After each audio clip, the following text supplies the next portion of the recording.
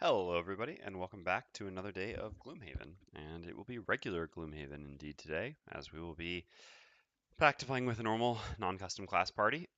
This will be the Spellweaver's retirement day, as we will be back to playing with a normal non-custom class party. And this will be the Spellweaver. Why would it only be running one place? All right, here we go. So, sorry. A bit of phlegm in the throat, but yeah. So we'll be going with the goal. Our goal today is to retire the Spellweaver. We will be doing scenario number 4 to begin, and then after that, Willie should have retired the Spellweaver, and so then we'll be able to play with our fully switched out party. And in which case, we'll start continuing the actual campaign. Here, we need to replay a scenario because, to the best of my knowledge, I didn't actually check them. But to the best of my knowledge, I don't believe there are actually any scenarios that we have not completed that contain bandits or cultists. Again, to the best of my knowledge. So we're going to replay one that has both bandits and cultists, which is scenario 4, which is a relatively challenging scenario, which also has a reasonable number of things. We'll actually only be playing on +2 difficulty today. I know this is kind of cowardly, and we're gonna improve on that in the future. Don't you worry about that one. But the main reason we're only going to be playing on +2 today, well, there's a couple parts to it. First of all, our party may not be very strong here. It's going to be kind of an awkward party with a high-level Spellweaver and a low-level Mindthief, lower-level Mindthief and Tinker.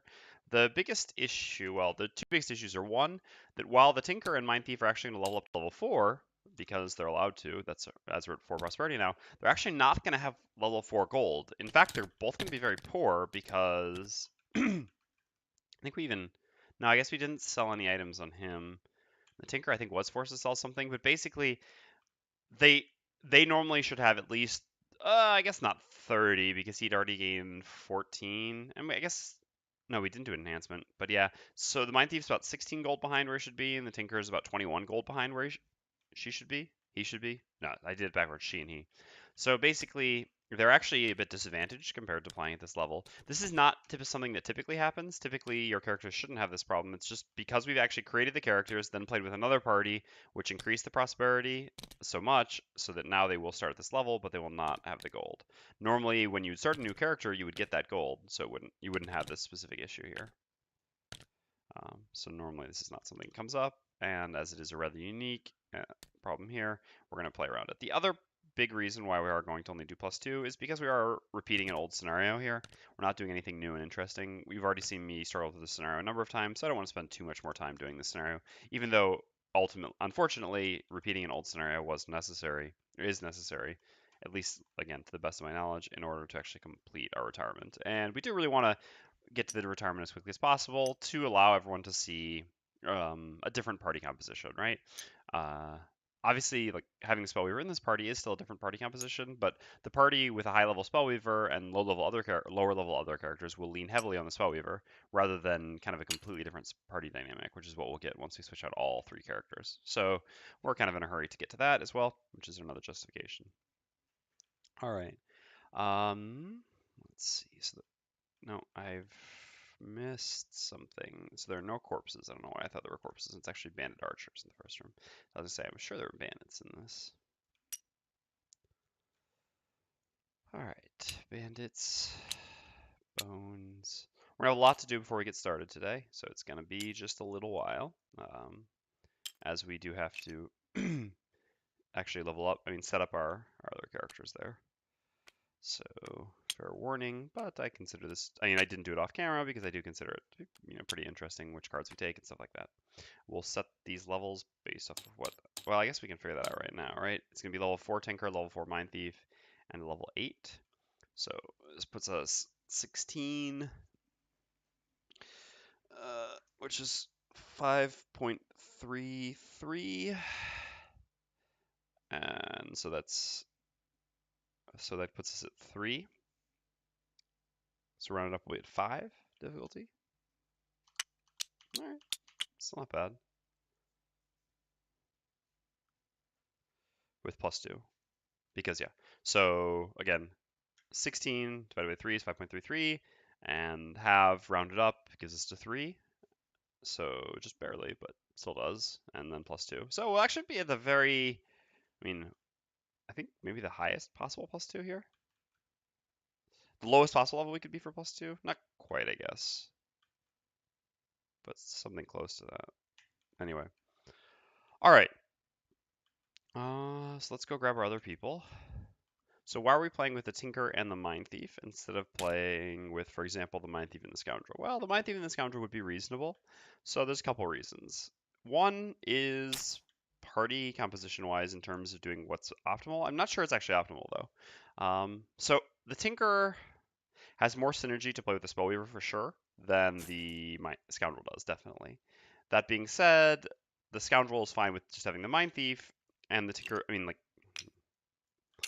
the Mindthief and Scoundrel work well together, and the Spellweaver is just fine to be with both of them, so there wouldn't really be any issue with having a Spellweaver. Oops, we grabbed the wrong one. Spellweaver, Mindthief, Scoundrel. The one thing is though that this party would end up with more of a a more supporty Spellweaver. Now the Spellweaver is already pretty supporty at this point because Coldfire is the main thing she does. This wouldn't be too much of an issue, but by playing with the Tinker here, we can actually get more out of our Spellweaver rather than having our highest level character kind of sideline. Well, having the focus taken off of our highest level character. This Tinker will support the Mindthief and support the Spellweaver, allowing both of them to be more effective rather than having the Spellweaver support the Mindthief and support the Scoundrel. When I say support, it doesn't mean strictly playing support cards like heals and things like that, but it means, you know, not necessarily being as effective as possible in order to allow others to be more effective. Also, the other reason for this is simply it allows us to play the Tinker in a party where the Tinker will still be decent, because that's, yeah. All right, let's get to 12 health. Admittedly, the Tinker is better, I think, at low levels than high levels, because one of the biggest issues the Tinker has is that levels are just so bad for this class. It just doesn't get many good cards, especially after like level 6, level 7, that area. Oops, there we go. All right. So we've grabbed all their stuff. They have a little bit more money. We're definitely saving any money we have on him because we want to do an enhancement on Perverse Edge with 30 gold as soon as we can. So we do need to level up. Where are our higher level cards for? No, those are our retired people. So our higher level cards must be here, but they're not actually. Did we lose the Mind Thief's higher level cards? That would be unfortunate. I guess we just have to make a new Mind Thief deck. It's weird. Quite weird. Oh well. Alright, we'll just take care of the Tinker first then. Let's lock these in. So what was our goal again? We have to kill one of each type of demon. We can get some demon kills here, so that's not bad. And our goal is to get the Skullbane Axe. I believe we've unlocked the Skullbane Axe design. So we can actually buy that, but it's still not going to be as high a priority for me as getting Perverse Edge. Why do I have, is that the wrong? No, those are just on both of them for some reason. What is going on here?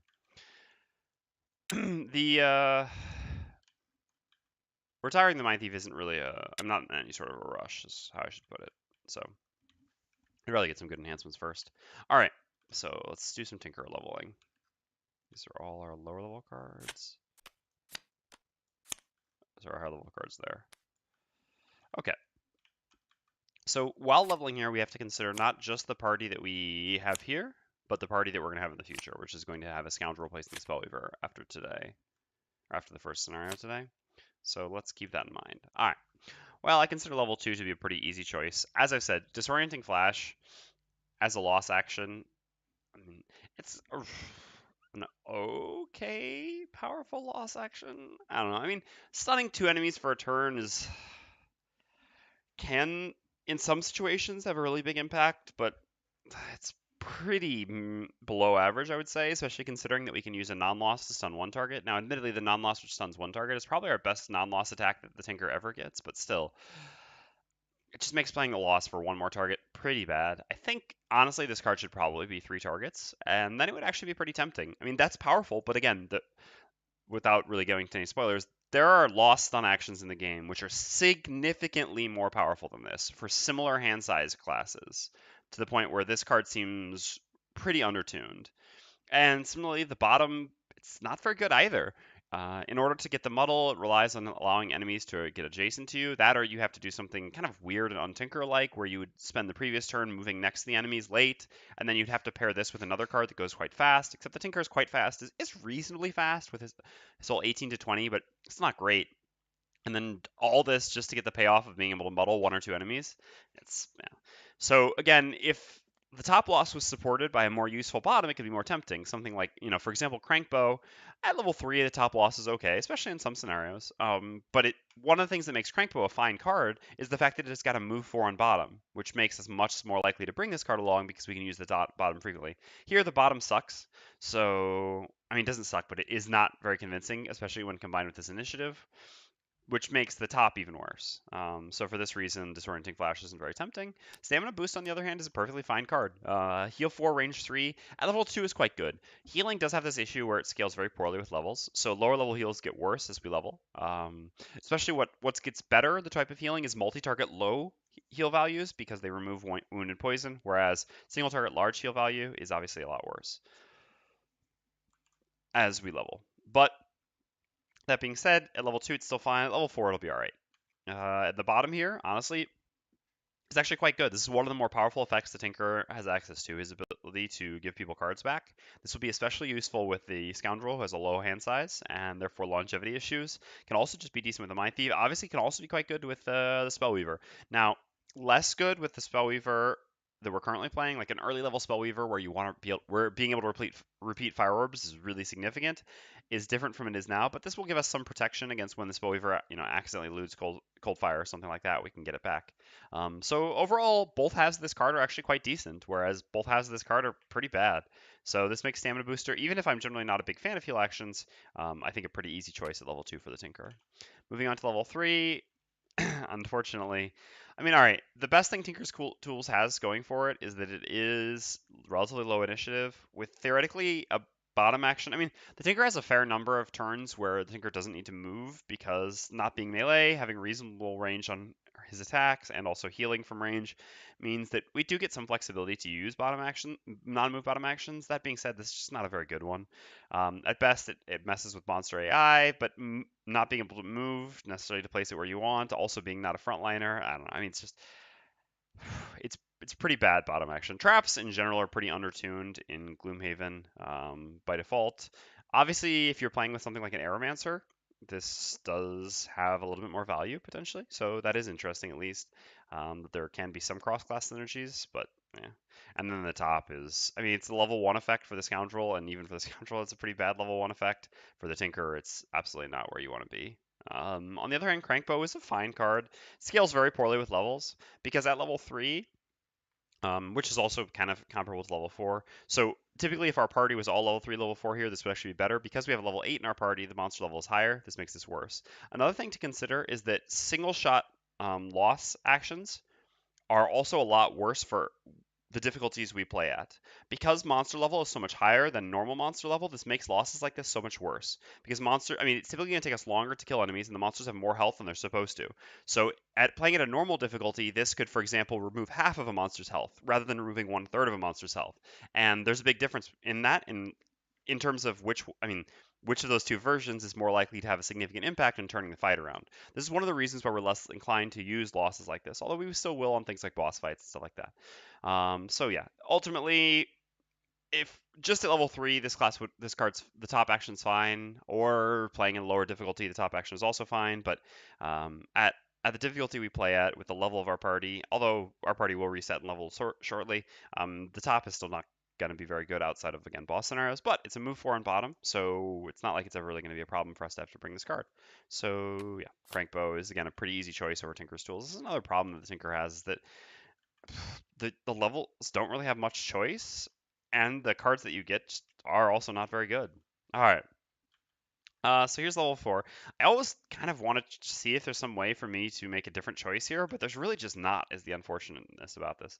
So the summon at level 4 is, again, playing on a normal difficulty is okay, because it can probably absorb 2 to 3 attacks typically at level 4, on like playing against normal difficulty enemies. But playing against minimum +2 difficulty enemies, it's likely to absorb 2 attacks at most, and maybe even just 1 attack, which makes it a lot less likely to deal a significant amount of damage.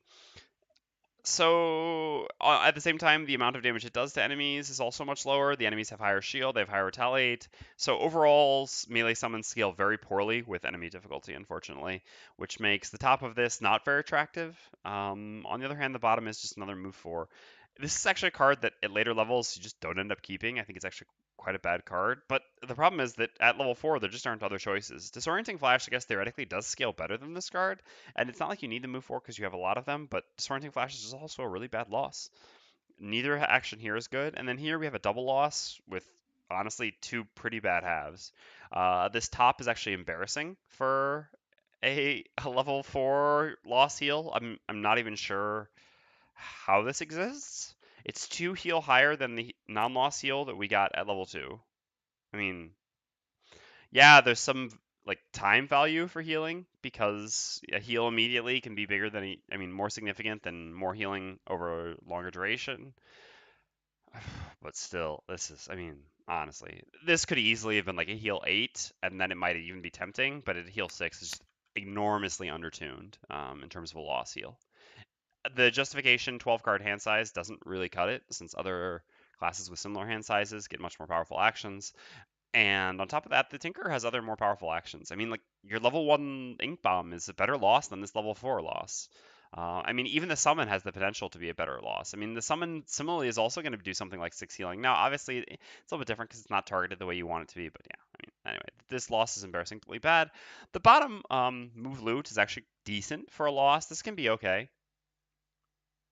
You just copy paste another stun shot and choose that. God, if I could, I would. No joke. I mean, like, if I would take stun shot literally over any of these cards that I have taken thus far and that I will take. I mean, well, up until level 5. Level 5 is the first card with Disintegration Beam that I would tank on the Tinker over another stun shot. But yeah, I agree with you completely. A copy pasted stun shot would be a huge boon to this class, which is really a shame. Like, it again, I don't like to harp too much on what I can call bad design, but it's not very good design. The fact that you have like multiple level 1 cards that you would rather have significantly more than you would want any of your level 2 through 4 cards. I don't know. And it's not like those level 1 cards are really overpowered compared to other level 1 cards either. It's just, the nature of the class. Anyway, the move loot is actually fine as far as a loss on bottom, but again, it's a double loss. If there was this move loot bottom with some sort of a reasonable or even semi-reasonable attack on top, this would actually make for a pretty decent card. Sadly, there's not, so we'll take Dangerous Contraption because the summon might be decent. A prototype. The summon might be decent for a level or two, maybe. Thanks for the tip or the cheer, as usual. Appreciate it. And also the move 4 is just. I mean, the biggest thing is that move 4 is fine. So that's why we'll take this, and we'll never look at any of these cards ever again because they're all quite bad. Fortunately, next level we actually do get a good card. Levels 5 and 6, and then actually even 7. And there are some good levels. Noxious Vials is also a card that scales very well with levels. This card's fine. Nice lost bottom action. Auto Turret has a nice top and bottom. And then, yeah, there's also Murderous Contraption, which is a nice bottom attack. So the following levels are actually going to be much better for us. But unfortunately, level 2 is fine, I think, for the Tinker, but 3 and 4 are really underwhelming. 3, like I said, with Crankbow is fine, I guess, when you're directly at level 3, but other than that, not so good. All right, so we do have to find the Mindthief deck, which, like I said, does seem to have disappeared. So we need to actually just create a new Mindthief deck. There's advanced abilities. All right, well, we'll grab all these because we don't actually know what's lost and what's not. See what happened to the other 3 classes. Did they all retire? So they haven't all retired yet. The Spellweaver is still with us. I wasn't actually able to achieve the glorious triple retirement. I was only able to get a double retirement. Today, with our first scenario, we will be retiring the Spellweaver. So there are 13 cards here, so this means there are all the X's, but none of the level 2s are higher. Okay. Well, fortunately we got the bad out of the way. Now we get to do the good. Mindthief has some great leveling. Level 3 is a little bit disappointing in the long term, actually. But other than that, Mindthief gets nice cards. Nice cards. All right. Well, level 2, we have a kind of another joke melee summon. With a bottom that, so you don't actually get that much dark production with this class, and you have much better use for it at level 8, so you pretty much never want to be using this, really. Yeah, Murder Mouse is fun. On the other hand, Hostile Takeover, I've almost never used the bottom, but the top is quite nice. It allows you to do, especially once you have +1 range and Perverse Edge, a nice double CC turn 1 against melee enemies with this plus Perverse Edge. It's just a nice flexible attack. It creates ice. Ice becomes less relevant early on, but at level 2, this card's very nice. So, yeah, I mean, Hostile Takeover, pretty easy choice versus a bad summon. Bad melee summon. We'll come back to level 3 because it's actually the most difficult choice. Level 4, choice not so difficult. I mean, yeah, playing with a Scoundrel, it's tempting to maybe take Pilfer just to out-Scoundrel the Scoundrel, but especially playing with a Scoundrel, I guess, well, not immediately. slash a Spellweaver who's named Scoundrel. Pilfer would be really appropriate in a party like that, but at the same time, I really don't want to pass up Cranium Overload. Cranium Overload's a great card. The Loss Execute, which also does some attacking, is fine at the end of scenarios. Most significantly, it's a move 5 with 5 initiative, which is just really, really good. The initiative matters a lot, the movement matters significantly as well. So in the end, this is a very easy choice. Taking a very nice card. Level 3 is the most interesting choice. The reason for this being that all right. First of all, Silent Scream's Augment is bad, and I would never use it over the Mind's Weakness, but on boss fights, it is actually tempting to use the bottom of Mass Hysteria to be able to get 2 Augments. I've done this a number of times, and I've actually been pretty happy with it. So this is one argument for taking Silent Scream. The other argument for Silent Scream is that that this card scales much better than Brain Leech. At level 3, being able to do an attack 3 on bottom, which strengthens self, is actually quite decent, or even probably at level 4 for the Mindthief. However, once you get to, level 7 to 9, an attack 3 on bottom leaves you much more vulnerable. Enemies have much higher health. Therefore, the bottom becomes much less appealing, which makes Brain Leech worse. Whereas Silent Scream still just provides you a reasonable amount of movement that also gives you push without having to use a top push action, which can be good on a lot of scenarios in the game. So I think this is actually a really close call. I think this is the most, well, this and level 6 are the most difficult levels for the Mindthief. Although level 6, it's kind of a little bit different because you always end up taking the other card. And I think it's very fair to justify taking either of these. I guess I should think about what our party will be. I think Silent Scream is probably the choice here. So there's a couple reasons for this. One, Brain Leech is most useful outside of with Scurry, and even with Scurry, this combo is only so-so. I mean, it's fine, but it's not great, and you also won't keep Scurry indefinitely. And then after you get rid of Scurry, the combo becomes a lot worse. Otherwise, without Scurry, you basically have to have already gone the previous round, move next to an enemy, and then early you use the bottom of Brain Leech plus the top of another attack to kill the enemy before it goes. The reason why this doesn't work so well with our party is because we're going to have the Scoundrel, and the Scoundrel is going to end up coming up and killing a lot of things that we're next to. So our pace is going to be a lot less likely to be standing next to something and attacking, and more like move, attack, move, attack. Mindthief has so many good level 1 cards that I usually cut out level 2, 3, 5 from my hand at higher levels. Yep, absolutely. I agree completely. Mindthief has the Mind's Weakness, Empathetic Assault, and Perverse Edge, all as amazing level 1 cards, plus the Attack Push, which is honestly not bad. So I have to tell you about all the fun stuff that happened without being spoilers. All right, go for it. Well, with that, if you can tell me anything that's not spoilers, I'm all ears. Anyway, so I think we're going to take Silent Scream, first of all, because with the way our party functions with the Mindthief plus Scoundrel, it's less likely that we're going to get that much value out of the bottom outside of when we use Scurry. Similarly, our party members actually don't really have push. Actually, I think they basically don't at all. The Mindthief is pretty much going to be the only one with push, so being able to actually bring 2 push cards rather than just 1 for scenarios with valuable traps, I think is going to be quite reasonable. So for this reason, I'm going to take Silent Scream over Brain Leech. Again, intrinsically, both these cards are very close in value, but because of context, I think I do actually prefer Silent Scream here. It's also more of a long-term choice. In the end, whichever card we take here, as ECO basically said, won't necessarily be around for very long. And again, it also gives us a better in on boss fights, although I guess the boss fight consideration is pretty insignificant because of how easy the Scoundrel makes boss fights. All right, so we've done our leveling up there. So now we don't get lineage, interestingly enough, since these characters were already created, but we do still get perks for leveling. So we'll get 3 perks on each of our people, as is pretty much always the case on pretty much every class in the game. You don't actually really look at, I mean, once you're used to playing Gloomhaven, you don't even look at the perks when you create a new class. You just always check down from the bottom until you stop seeing replaces or removes. Because, as usual, replaces and removes are the best perks. Alright, so we get to remove 2 -1s twice. Tinker. And then we replace a -2. So the only thing we're going to add in here is a +0. There it is. All right. And all the rest of the stuff goes down here. And then for the Mindthief. Well, I guess it's not always completely clicking down from the top. All right. So we're going to choose to replace the -2 rather than replacing +1s with +2s. Simply because we want to get rid of as many negatives as possible from our deck to make our deck more predictable, which is more valuable than changing 1s to 2s. I mean, this is also a larger change, although the overall numerical change is the same. We gain 2 here and 2 here. This is just a more predictable change. So we also remove all remove our -2. Actually, we make the exact same change we did with the Tinker. Well, that's about the end of where there are 2 decks stay. similarly effective. Right, so remove all this, and we also add 1+0.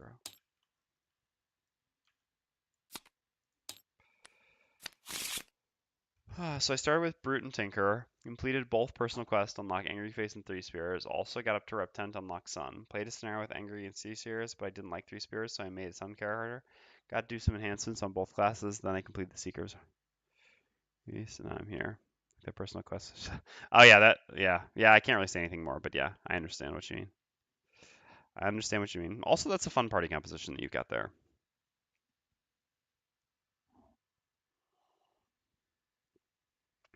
Okay. So we need to set these up. Let's finish setting up the scenario, I guess. We still have to do our city event.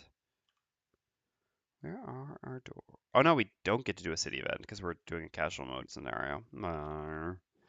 Eventually we'll house rule that, but for now we can keep it going the standard way. I think it's fine to house rule allowing yourselves to do city events when doing casual mode scenarios because at some point otherwise you'll just get kind of locked out of the game, which isn't very fun. I mean, locked out of opening anything new when your only source of new progression will be through events.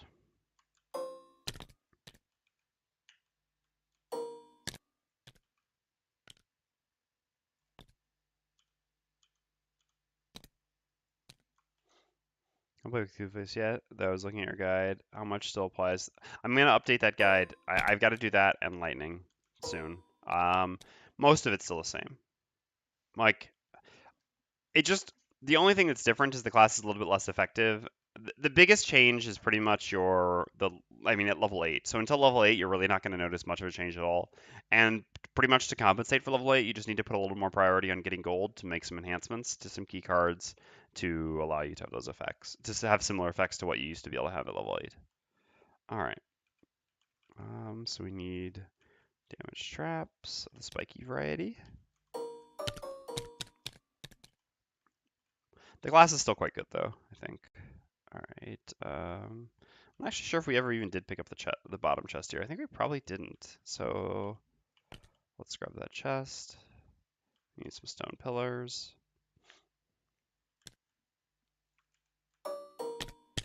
And in my personal opinion, the class is actually still overtuned compared to at least 2 starting classes. So what's the plan with this party? Casual mode? We're just doing one casual mode scenario because we need to retire the Spellweaver. So we're repeating a scenario we've already done in casual mode. Because there were no campaign mode scenarios that we could do that contain I mean, to the best of my knowledge, there were no campaign mode scenarios that we could do that contain bandits or cultists, which are what we need to just get a single bandit or cultist kill on the Spellweaver, I believe, which we will do this scenario with certainty. Okay. So, first room at 3 players. We've got 2 regular archers, 2 elite bones. Archer, archer, bones, bones. All right. So we need our battle goals. Yeah, they've already got all their personal quests because they were created before. So it's just battle goals. Oh yeah, we actually get to unlock Prosperity 4 items. Since this is a Prosperity 4 stream, I haven't done this yet actually, but we can do that real quick and have a look at them as well. We'll talk about that as the last thing we do before actually getting into, now, how do I always get this wrong? It's 43, right? Nice, all right. Up to 35. Won't be buying any of these today, I think. So what do we have? So we have Comfortable Shoes, which is an item that I really believe should have been a level 1 item.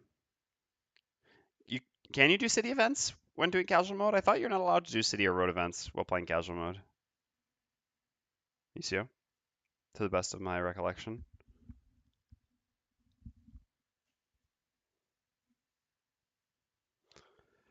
Yeah. So anyway, comfortable shoes are an item which is not really ever very appealing, I think, by the time you're level 4. Although there is one class in the game that they're actually quite decent on, but otherwise, I think would have been a nice card for multiple classes in the game at level 1, something like the Cragart. Oh, it's after playing, not before. Okay. All right. So I can do it now. I can't do it next time. Uh, yeah, it's annoying. It's going to be annoying to remember that, but I guess I'm going to do 2 scenarios today, so it should be fine. All right, I'll do my city events then as well. Good call. So we've got studded leather. Almost all the leather armor is kind of a joke, so this will never basically get purchased by anyone in the game. Uh, the Hawk Helm adds +1 range to an action. This is not bad, although it's difficult competition with Eagle Eye Goggles, but there's at least one class in the game that finds this decent. Another shield is quite nice for tanky classes, although we're done with those. Volatile Bomb is very, very good for a number of range classes in the game. I think that Tinker will probably end up picking this up, but we shall see. The Falcon figurine is actually, which do we have? We have the other summon as well, but the Falcon figurine I think is the best summon actually to have with the Spellweaver. So the Spellweaver will probably end up picking this up. Simply being able to create a melee ally is quite nice with the Scoundrel. I think I said Spellweaver there. I'm always going to confuse those two names. And the Major Stamina Potion is in here. We actually are going to have to create a Major Stamina Potion to replace the Major Stamina Potion, because obviously we will not be playing a Stamina Potion still. All right, so let's do our city and road events then, shall we? Yes, you can choose when to use the shield very precisely. Why did I shuffle this? I wasn't supposed to shuffle it. Oh, I mean, I shuffled it recently because I just flipped things in, so I guess it doesn't really matter. But I don't know why. I just instinctively press R before grabbing stuff from piles. Oh well. Okay. Okay. That's nice. I mean, I guess I don't really care about that. Actually, in fact, I don't even really want that anymore. But still made the right choice, I guess. Not sure. So we gain 1 prosperity from our city event, and then the road event. Why did I just shuffle that again? Okay. Nice. That's not a bad road event.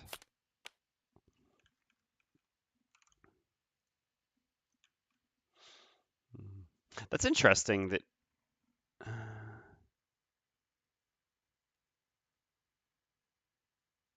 So you did the cat. Yeah, no, never mind. Anyway, doesn't really matter. So we each gained a bless as well.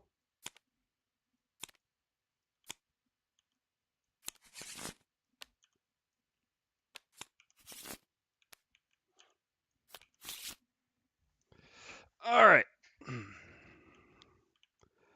So I think the Spellweavers. Oh no, we'll probably cut Elemental 8 now. Yeah. So we have Chromatic Explosion. So even if we have another any element generator, I think Chromatic Explosion is still going to be more valuable than Elemental Aid. We don't have anyone with us who creates Earth, and we don't really want to have to create Earth for ourselves. So I think that's probably just going to be the best. Oh, but Fire Orbs is actually very good when we have the Tinker with us.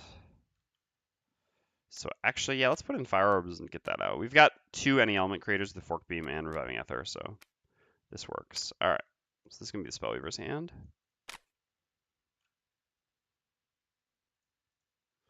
Let's grab our battle goals before we forget that, invariably. See if we can actually complete some battle goals this time.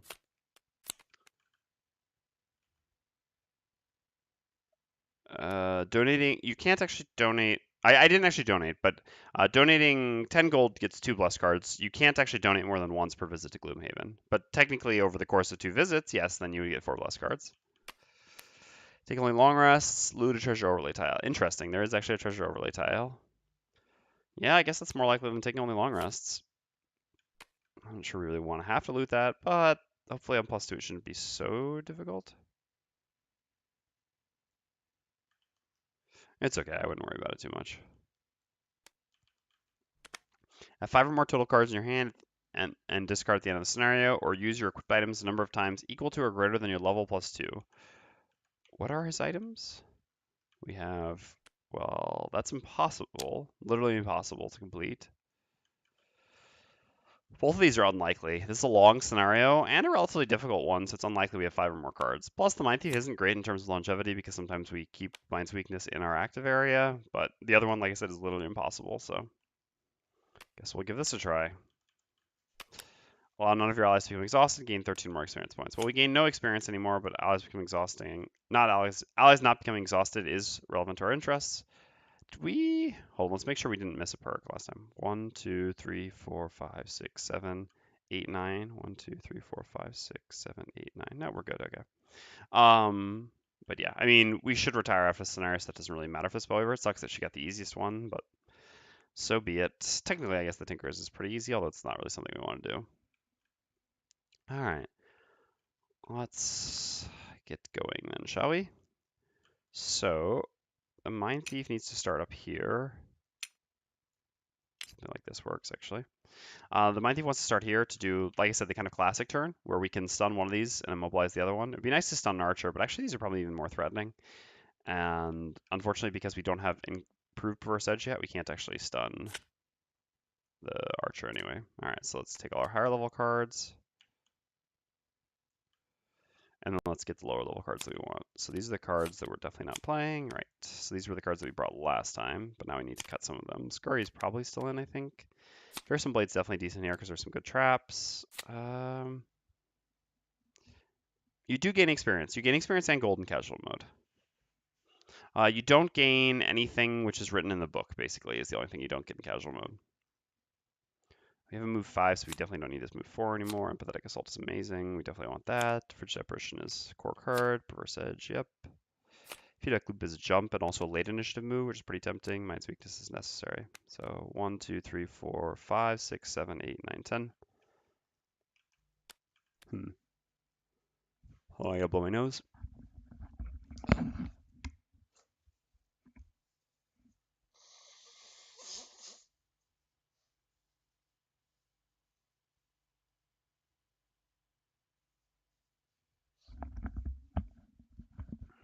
All right. So pretty much the only real consideration we have here is whether we should be bringing Into the Night. These other two cards are pretty easy to cut at this point. So the only reason we would consider bringing Into the Night is, well, it's twofold actually. We do really want money on the Mindthief at this point, and having him have a loot action would be pretty nice. On top of that, the Invis Self can actually be quite useful since he's playing with 2 ranged allies, but he is still predominantly melee at level 3 or level 4. Therefore, having the option to go invisible while staying in melee range and forcing enemies to come to his ranged allies is actually quite useful. In fact, so useful that I do think I want to bring this. So in that case, what I'm cutting is almost always Scurry or Feedback Loop. How badly do I need to jump? Not that badly. We've got a move 2, a move 5, and a move 3. We won't actually have any move 4s. We do have the move, I mean, these two alone, I think that's fine. We could consider not bringing the other push since we have 1 push, but again, having 2 sources of push I think is quite decent. These traps do a lot of damage. Yeah, I guess let's cut Feedback Loop and let's bring Into the Night. I'm not sure this is correct. Hold on, does this give us... Well, we have this for initiative. This is nicer initiative than this. This is another thing to always consider, that you do kind of always want to have some late initiative. Oh. That is a fair point, being able to abuse Elite Wind Demons with that. It's the biggest problem with that is, all right, I guess we can't, I mean, we can rush to here, but that's still long ways, and we would have to keep that card through, I would say probably 3 rests, which is a card that's otherwise pretty useless during that time. Wait, hold on, did we not? Ah, it's level 5, Prosperity 5 that we get the item we really wanted for the Mindthief? Oh, that's unfortunate. If we're going to bring that, we could not bring Scurry. How badly do we want Scurry? Scurry makes Into the Night a bit better. It also makes, yeah, not having Enhanced Perverse Edge is another big justification for Scurry. I think we're fine as is. I think we'll just end up like chain stunning the Elite Wind Demon, even though obviously like this would definitely be better once we get to the Elite Wind Demon. It's just so far away. In the first room, it would be a different story, but I think this is fine. Initiative could be an issue, but I think we'll run this and try. All right, so we've got all our higher level cards here, which for now we will be bringing a bunch of move 4s, and these are the cards that we're definitely not bringing. Buying Shock is very nice. And this is a good heal. This is our best attack. This is great effect. This is a fine attack. This can actually be quite good for this party, right? Yeah, 2 people can create ice and no stamina potions, etc. Hook guns, pretty garbage at this point. This is one of our worst heals. We definitely don't need move 4s, but this is still fine for move 4 because our best loss 1, 2, 3, 4, 5, 6, 7, 8, 9, 10. So we could go with these 2. Yeah, I mean, I guess it is pretty much just always those 2. Another heal is not something we particularly need at this point. And Netchu is just fine. 2, 3, 4, 5, 6, 7, 8, 9, 10. Yeah, so we're still in Tinker Garbage time where we end up bringing... Oh no, there was still Harmless Decoy hiding out down here. All right, so we get to cut one of these cards. Harmless Decoy is just nice because it's a bottom heal. So it's one of these 2 that we cut. Do we need another top heal that badly? Not that badly, but do we need this loss? It also it's not great against most of the enemies in this scenario. But it is okay. Yeah, I suppose I'm less concerned about having another top heal. Our allies' HP pools are just a little bit too low for healing to be that consistently effective. God, look at that hand. It's massive and not very good. All right. It's supposed to be the trade-off, but... And what items does the Tinker have? Tinker has just Eagle Eye Goggles. Actually, we should buy a ham and a potion, but it's too late now. All right.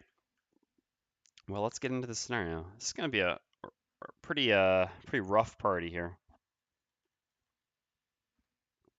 Very little items. One thing I miss about the Tinker classes, I like classes a huge hand size. Yeah. Robert had a very interesting post about this as well, that basically huge hand size classes actually scale very poorly as well. And since I have so much experience, I mean, I'm so used to playing at higher level now that I'm just naturally kind of huge hand size adverse. Basically, the point is that the larger the hand size, the less higher level cards that you bring as you get higher level, comparatively. So like the Spellweaver, for example, can end up, I mean, Mana Bolt and Rotting Ether are both essential level 1 cards, but theoretically, a Spellweaver, let's assume, I mean, with an 8 card hand size, you could actually bring all non-level 1 cards. Whereas a Tinker, at most, can only bring 8, I mean, still has always 4 level 1 cards. So being forced to bring a number of low level cards makes your class just inherently scale worse, because theoretically the power level is supposed to be balanced between the total effectiveness you have and the total effectiveness the Spellweaver has over the course of the scenario is supposed to be the same, but that would be true at level 1. As you level, unless your level 1 cards scale well, that's not necessarily the case. In the end, this Tinker has a couple level 1 cards that do scale quite decently. Restorative Miss is not bad, primarily because the bottom heal 1 effect all adjacent allies is very good at removing conditions. Stun Shot, obviously stuns scale quite well. That's about it. Enhancement Field and Toxic Bolt are both also decent. So, I mean, in the end, you basically have these 4 cards which scale well enough. But still, sorry, I have to blow my nose again.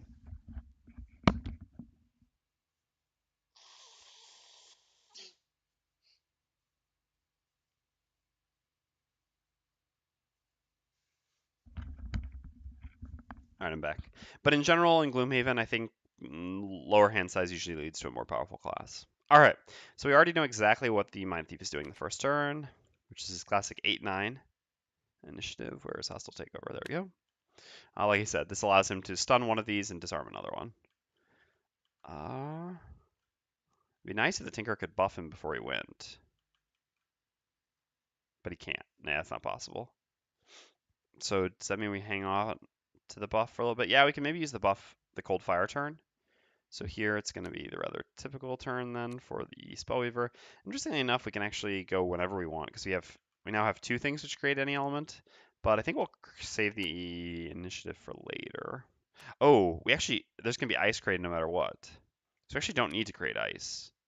Yeah, this is going to be, well, it's only one scenario, but this does create an interesting party. So we actually want non-move bottom actions more now than we normally did.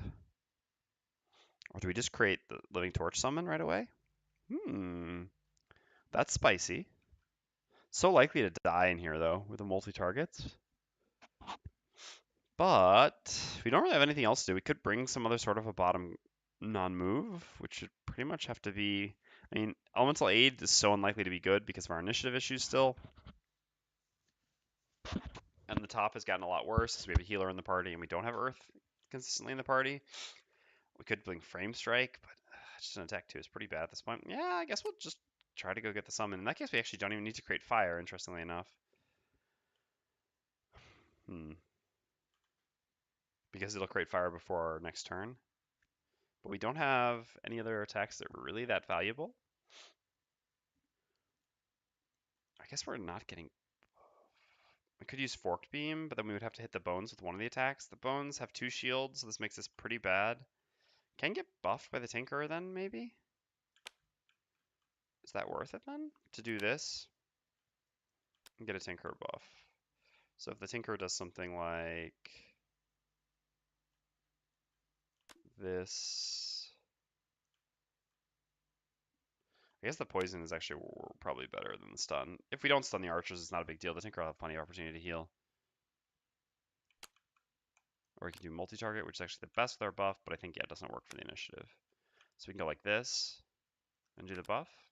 It's so common to want to do the buff in the first turn, because after that people end up moving around a lot. It doesn't affect the Mindthief, which is a shame, but it's going to be difficult for the Tinker, I think, to affect the Mindthief with the buff anyway, because the Mindthief's initiative is almost always before the Tinker's. And we'll still get 2 target for the Spellweaver plus 1 target on ourselves. I guess next turn it'll affect the summon, though, and multi-target, yeah, Cold Fire. So no, it's really better not to do this turn. So what should we do with the bottom action this turn? We're missing our bottom attack, that's for sure. I guess we can use just Volatile Concoction's bottom to just recover 2 cards using the ice. That's interesting. And so then the Spellweaver would still be motivated to create the ice. All right, this works actually. This works quite well. Ooh, Tinker synergies. Yeah, it's fun to discover the way new parties work together. So in the end, then we can actually do our full combo. We'll save saving the better initiative move. We don't really care so much about the jump here, because actually we'll create the ice here, and then the Tinker can immediately use the ice to allow the Mindthief to recover the 2 cards that the Mindthief played this turn, which is just great. I mean, it's just nice value, especially since we don't need to move here. And then we'll still create the ice plus the fire with the Spellweaver next turn later in the turn to set up Cold Fire. Nice, nice. All right, this is feeling good. It's feeling good. I'm liking it. All right. So you and you are what are in this room. Let's give you all shuffles. Shuffle here as well. Shuffle our modifier decks. I believe we are good to go. All right, let's tackle scenario number 4. Reveal. Oops. Yeah. And we are good to go. Reveal. The heal is annoying because it's going to make the immobilize worse, but whatever. +1 attack, that's also rather potent. Rather potent. Yeah, Mindthief's actually going to take a beating, right? Woof. All right. All right. Well, it is what it is. So first thing up is the Mindthief. So we're always gaining 2 experience here. Begin the Mindthief's Parade of Experience. Creating ice. So we have an attack 1 range 2 stun and attack 2 range 4 immobilize. We'll do stun and then immobilize on 3 and 9. It would take very good modifier flips here to do anything with these attacks. Yeah, this one? No. Alright. So the attacks do no damage, but again, we've just given up our turn to gain experience, create ice, and negate 2 rather threatening enemies' turns. So that's quite potent still. So these 2 cards are actually discarded. I'm just going to put them back in his hand when the Tinker goes. So then the Tinker gets an attack. I guess we do actually have Earth Creation. That's interesting. So maybe we should have considered bringing Elemental Aid. I'm not so sure, though. I mean, it's not like we really need more healing when we have the Tinker in the party. So attack 2, range 3, poison, creating Earth. So we create Earth. Who are we attacking? So the archers are kind of more of a threat, but I'm not actually even sure if that's the case. And the poison is definitely much more valuable in the bones. Let's check the hells here. Bones have 11, archers have 10. Bones have 2 shield, yeah. I mean, next turn we're going to cold fire all the stuff here. Oh, they are about to heal. Yeah, good catch. Thank you. Yeah, God, that stupid thing. Yeah, yeah, there. Yeah, so we do need to just poison an archer. That's unfortunate. Because the attack isn't going to do any damage. It's not like the poison, and we didn't do any damage to the previous attacks. It's not like the poison would block anything. Good catch. So we actually just want to attack archer number 4 with the top of Toxic Bolt. Just over here. Definitely not using these any. Yeah, I mean, with their modifier decks, you can't really expect anything better than this. So poison and 2 damage to this archer. And then we consume the ice using the bottom of Volatile Concoction, which is going to be a staple card for the Tinker with our Hammer Potion rule, giving the Mindthief back her 2 discarded cards. Okay, then Living Bones go. They haven't taken any damage. So, yeah, one is stunned, the other is immobilized, so they do nothing. Then it's the Spellweaver's turn. So the Spellweaver is going to create fire with Engulf. I guess we kill this one if we hit it with Engulf plus Cold Fire, but that's fine, I suppose. Engulf here does 5 to it, putting it down to 3, and then Cold Fire just kills it pretty safely. But, I mean, doesn't really make sense not to hit it. I mean, we could move and go hit this one. I'm not really sure. I guess then we could Cold Fire like this. That actually might be more valuable. Yeah, because then the Mindthief can actually stun here. Sure. All right. The only downside of this is that we do actually have to move first, but there's not any other elements that really matter. So we'll actually move first with the bottom of Revving Ether, moving down to there, creating ice, and then we'll attack with Engulf, actually targeting archer number 1. This way we'll get more efficient cold fire. The diamond targeting really changes a lot. And we're gonna take both the attacks now, but that's actually fine because otherwise it was gonna be the Mindthief taking both the attacks, and the Mindthief just has 3 less health than us because we're higher level, or 4 less health than us because we're higher level. So it's just better for us to take these attacks ourselves. And we're gonna heal ourselves next turn too, so this works out quite well. And like I said, I mean, if we can create these other elements with our bottoms. I mean, for example, with this, if we created ice, but none of those other elements really matter here. It's a shame we're never going to get to do the any element synergy with the Mindthief's desire for dark later on, but well, so be it. All right, so engulf as an attack for range 3, targeting bandit archer number 1. Okay, so 5 damage here. Spellweaver just chunking enemies down. And then the archers go. So the archers have +1 attack, +1 range, so this makes their attacks 4, both of them targeting the Spellweaver. So 2 attack 4s on the Spellweaver. 5 take it, 4 take it. So that's a total of 9, we're down to 4. So if we had actually if both those attacks had hit the Mindthief, she would have actually been forced to lose a card, so it was good this way. Alright, so as planned, early as possible, and cold fire. So much, I guess this was the downside of not using enhancement field last turn, is that now we're not going to get it, but that's okay. We'll figure it out at some point. It's also not like we really need it so much. So we just need to take out that other skeleton. So what can the Mindthief do while taking out the other skeleton? Ideally, we could reverse edge it, and I guess just use Hostile Takeover as a ranged attack to hit the middle archer. Scurry isn't so good, and I don't want to get that with Mind's Weakness here with nothing to hit.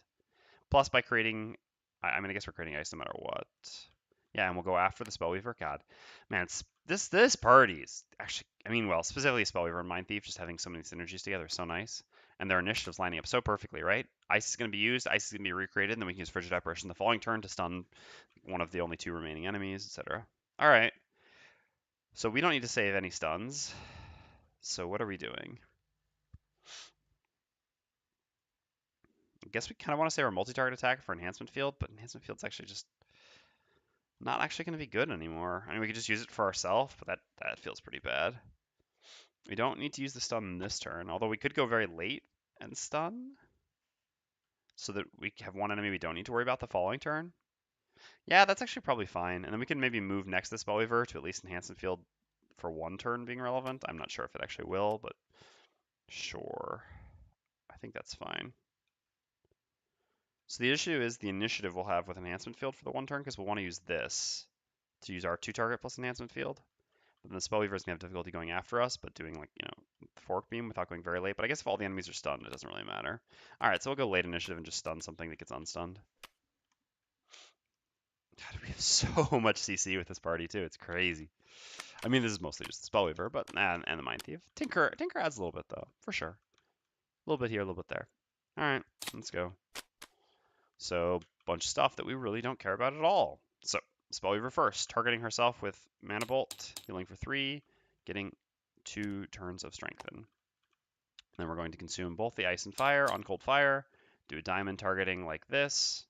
So this gives us an attack 3, stun with advantage. We'll do 1, 4, 3 in that order. Bottom right to top left. So 1, this is a 5, a 4, a 5 and fire. No. So that one's dead. This one actually is a 5 because it's poisoned. And then a 5 and fire here does actually 3 damage, putting us down to 8. And so this is stunned, and this is stunned. Okay, and then we're done. Then it's the Mindthief's turn. We're going to start by using Hostile Takeover. We're going to gain 2 experience again this turn, create a new ice, and make an attack 2. The immobilize doesn't really matter, it's just our only range attack here. So actually attack 3 because this one's poisoned against the poisoned archer.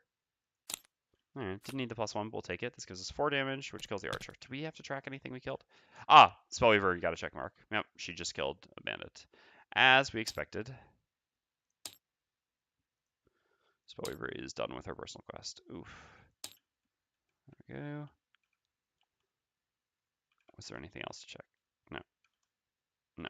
It's all end of the scenario stuff except for the chest grab. Okay. So then we use the bottom first edge as a stun, targeting bones number 9. Doing their all target on the same person thing. Would have liked to see that in the last scenario we played. Well, not the last scenario we played in the actual campaign. Alright, so this is just an attack 1, something with 2 shields, so it's not going to do anything, but that's fine. Just there for the stun. Okay, the archer's stunned. Actually, all the archers are eliminated. Oops, I need to place the coins as well. Coin there, and coin there. Alright. So, click you off. And living bones are both stunned. It's nice when enemies just don't get a turn. Haven't needed to use these super high value traps yet either. We just did so much CC. That's crazy. Alright. Then we're going to make our stun attack, targeting, I guess, bones. We're going to go down here. Doesn't really change much which one we stun. I guess it's easier for him to go stun this one. Push this one into a trap or something. I guess you can stun this one, push this one into a trap. That's actually... Oh no, I can't push this one into a trap. This one can. Yeah, so better to stun this one. Alright, so attacking number 9. It's just an attack 1. Oh, really? Oh, well. The Tinker was never going to make great use of that anyway, so... Alright, so that turns our 1 into a 2, which still does no damage, but this is stun. Then we do a move 4 on the bottom of whatever it was, Ink Bomb. Dangerous Contraption. And we're done. Okay, so finally we get to use Enhancement Field. It's one of our more valuable effects. So unfortunately,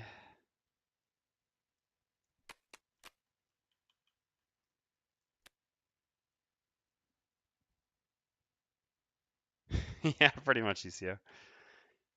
Pretty much.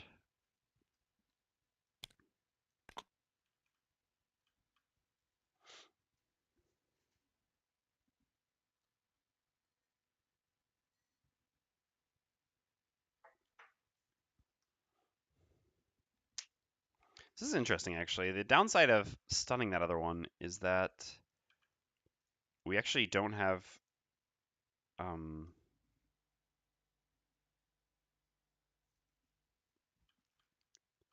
don't actually have Mind's Weakness up yet, so Frigid Apparition is just an attack 3 on something with 2 shield. But stunning it is good. Let's see, how are we making this work with Enhancement Field?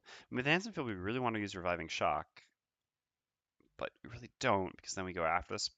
I mean, the Spellweaver can't really go after us unless the Spellweaver goes quite late, which I guess is fine if they're both going to be stunned. That was kind of our conclusion, right? So we just do something like this to go late. Because we don't care about Fire Orbs anytime soon. Fork Beam is our multi-target, which without using losses, because we definitely don't need any losses here. So then we can do this. So then what does the Mindthief do is the only real question here. So we can't push them away.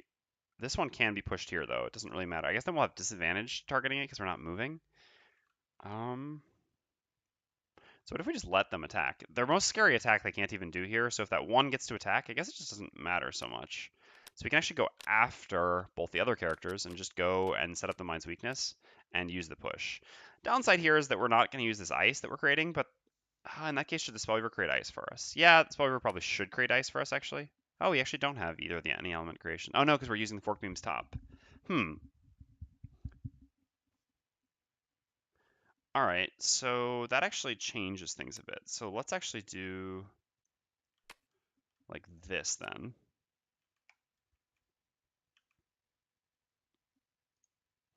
So in that case, the Mindthief can actually go. So we're going to get 1 less damage off Enhancement Field, but it's actually not that big of a deal because we'll be making an attack 5 on 1 target with shield 2 rather than 2 attack 3s on 2 targets with shield 2. So ultimately I think this is okay. This way we can also still create ice for the Mindthief to be able to use Frigid Apparition next turn on what should be the 1 remaining Living Bones. So we are going to let one of the Living Bones attack here, but again, that's not really very threatening. It's not so the Mindthief is going to be, well, I mean, here or here. Either way, this Living Bones can never hit 2 targets, so at most it's just going to do like 1 attack 4 on the Mindthief. And we've got the Tinker with plenty of heals left, so taking a little bit of damage there doesn't matter. This would be very threatening, but again, this is gone and they only have 1 of them, to the best of my knowledge. So I don't think that there's too much of a risk here. I think this is actually perfectly fine. Then this allows us to, with the Mindthief, move here. Yeah, because we can never put that one into this trap, unfortunately. So we can move here, pushing this one into this trap, and then hit this with the Mind's Weakness, and then Frigid Apparition the following turn, or something along those lines. All right, yeah, this works. This works. Yeah, sure, that's fine. Okay, so the Tinker actually goes first. So the Tinker is going to use Enhancement Field. You and all adjacent allies add +1 to all your attacks this round. And then we're going to use the top of Reviving Shock. So because we have the buff from Enhancement Field, we're going to get +1 on each of our attacks. So if we attack 3, we'll do 3 and then 9 in numerical order. No reason to use our goggles. So 3, and then 9. Oof. Maybe we should use the goggles, although that would have actually still been no damage to one of them. That's actually the only 2 bad cards remaining in the Tinker's deck, too. But, well, just the Tinker being a Tinker, you know? Alright, so then this Living Bones is going to go to here. So interestingly enough, it actually will be able to be pushed into the trap, which is good. How much damage is this trap now? It's 7 damage? Yeah, it is 7 damage. That's kind of unfortunate. I guess we can hit it with the Mind's Weakness and then finish it with the trap, and then there will be this one to Frigid Apparition the following turn. That works. Yep, perfect. Okay, so that Living Bones goes there and makes an attack 4 on the Mindthief. Alright, well, I guess balance in all things. Bad for us, bad for them. So then after that's done, it's the Mindthief's turn. So yeah, we're gonna use the Mind's Weakness first because we actually, if the Mind's Weakness does 1 damage here, which it should, then this trap will finish this one, and then we'll just have the 1 enemy left for Frigid Apparition the following turn, which is perfect, rather than pushing this one here. It'll also make it so that we don't put a melee enemy adjacent to our 2 ranged allies, which is bad for our allies because it forces them to move and stuff like this. All right. Or lose advantage / be disadvantaged, all these things. So first we'll attack with the Mind's Weakness, so we're going to activate this. So this gives us a melee attack of 1, but we get +2 on all our melee attacks. So this becomes active, we gain 1 experience because Mindthief experience. So this is actually an attack 3 on the adjacent bones. We just need to pull. Wow. Okay. That's something of a turn, huh? I mean, just in general, this was I don't know, one of the, like, maybe the Mindthief farted or something, and everyone's just like, oh god, oh, it's so terrible, just swinging and missing at everyone. I guess yeah, you're right, we are back to Gripeaway. We gotta get some more of those advantage enhancements going soon, or the strength enhancements on Empathetic Assault to be sure. Alright, so then the Mindthief has a move 3. We might as well consume the ice, because it's just free experience, it just adds +1 to our push. Oh, it's target all adjacent enemies, interesting. Oh, that actually, uh, well, it still doesn't actually ever work here, unfortunately. Because with 3 movement now, if we go here, we can push this one here. If we go here, we can push this one here. I mean, we can push this one away, which is kind of free, I guess. Having something at 1 life kind of sucks as well. Who can actually finish that? Not really anyone before it goes, unfortunately. So is it better to push this? But if we push this, it's bad for the Spellweaver. No, I don't think we want to do that. All right, well, anyway, we're going to consume the ice, which gives 1 more experience, and we're going to do a move 3, push 3, target all adjacent enemies. I think we will just go here, and then we can just push this to here. Just because it takes it further away. Does the Tinker actually have any attacks left? No, the Tinker has no attacks left. So the Tinker's going to be healing anyway. So it doesn't matter that it's outside the Tinker's range, and it puts it further away in case, I don't really know what could actually matter there, but yeah. And then this one goes into here, and this one takes 7, going down to 1. I guess the downside is it's also further from the trap, but it doesn't matter so much, I think. Sorry, and this one actually shouldn't be stunned anymore. The stun skipped its turn. Okay, and so then we're done. So now it's the Spellweaver's turn. So the Spellweaver is going to begin with Living Torch. So we're adjacent. Oh, actually, yeah, this is an Immobilize. I forgot about that. So actually, he's just. I guess this does allow us to Frigid Apparition him, or to go very late. I believe you can decide to push less. Yeah, no, I know you can push. I mean, I believe as well that you can push less than all the adjacent, but I actually don't think that there's really a downside of pushing him to here. This way, the Mindthief can go late next turn since he's going to be immobilized over here. It just puts him further away from our ranged allies. I think it's just slightly better. I'm not actually sure if it's better, but also it makes it so that he'll die on top of a coin, which makes it easier for us to pick up money. So overall, I think it just has some advantages. All right, so we're going to use Living Torch. We have no light to consume, so we get an attack 5, range 3, immobilize with advantage because we're still strengthened, targeting bones number 9. So flipping 2 cards. All right. Nice advantage. So we created fire, and so our attack 5 because 1+1 from enhancement field got a +2, so 7. So this is 5 actual damage, putting him down to 6 and immobilizing him. And then that's the end of the round. All right, so we don't actually have late initiative left on the Mindthief. I mean, we only have 2. That is the one argument for keeping feedback loop. I mean, that's one of the reasons we like to have that is because it gives us a late initiative move. I guess. All right. Well, the Spellweaver's just got these two cards, and the most likely turn for the Spellweaver is going to be going up and trying to kill this before it goes. We really want to use Frigid Apparition here. Oh, sorry. The Spellweaver actually had the bottom Fork Beam as a move 4, create an element. I forgot to do that. I guess whether I'm going to go and grab the coin or not. No, I shouldn't be getting coins in the Spellweaver, to be honest. 1, 2, 3. I guess here is fine because this puts us in range to be healed by the Tinker. That's fine. We'll go there. So what we really want is to use the stun here because we have also and we created ice using that bottom move, create an element. So we want to use the stun here. The problem with using the stun is we have to go early and use it, and we'd be stunning something that's immobilized, so it's not actually hitting anyone anyway. Otherwise, we would just be wasting attack here, and we can't really. I mean, we can't put the ice forward. Basically, we can't have another turn of the ice later. Well, the Tinker's turn is pretty obvious, I guess. How much healing does the Spellweaver need? Spellweaver needs a total of 6 healing, so we're gonna do just that, 6 healing. Spellweaver probably not gonna long rest. Yeah, no, I don't think that's necessary. I guess it would give us the ability to lose a card of choice. So in that case, Spellweaver will only need 4 healing, so we can just use our big heal and move. That's fine.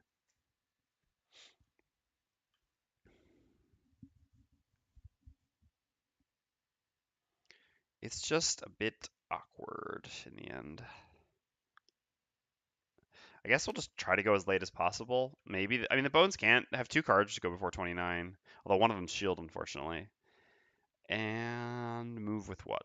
I guess we're pretty far away from using the push again anytime soon as we put him next to the door, so we can just use this as generic move 2. Generic move 2 gets us on top of the coin, allows us to make the stun attack. All right, and so then the Tinker just needs to move. I guess I'd rather keep my move 4s, although I guess I don't really need 2 move 4s. We're gonna have to use one other top action because this is basically a bottom action, so we could just get rid of one of these now. I guess this card's more likely to have a top use, so we'll just use this. I don't know that it actually changes much one way or the other. I guess going later, no, it doesn't actually matter. As long as we go after our allies, we can still pick up the coins. All right, let's go. 64, huh? Spellweaver's first. We're gonna use the top of Flashing Burst as an attack 3, targeting Bones number 3. Okay. So we did kill him. Since he had only 1 life left, our attack did effectively 2. We create a light. We move 3 with Fire Orbs. Ah, Spellweaver's actually, or the Tinker's not actually able to make it to this coin, unfortunately. Well, I guess we'll just grab it then. We can't really do any more enhancement, but we're not going to go out of our way, I think, to grab the coin. Or should we with our other people? I mean, money does matter a lot on both of our other characters right now. No, but I also just want to complete the scenario. We've taken a long time. I'll just grab the coin here. I think this is fine overall. How much money does Spellweaver have left? 40. We can theoretically do maybe an enhancement still. I doubt it, but we'll see. It's free coin at this point. All right. So we're done. So now it's the Mindthief's turn. So we're going to use a generic move on the bottom of Fearsome Blade, moving to here. And then we're going to use Frigid Apparition, consuming the ice, gaining 1 experience. We've gained 7 experience on the Mindthief without even resting once yet. What on earth? All right, so we get an attack 5 with Frigid Apparition, stun because of consuming the ice, and +2 from Mind's Weakness. All right, so 3 damage. Not so easy to kill, but that's okay. All right, then the Tinker goes. So we actually need to move over here, I suppose. So 1, 2, 3, 4. And then we'll use the top of Stamina Booster, doing a heal 4 on the Spellweaver. Spellweaver actually should have used the goggles that turn. I know I was long resting. This was silly. All right, and the Living Bones loses the stun and immobilize.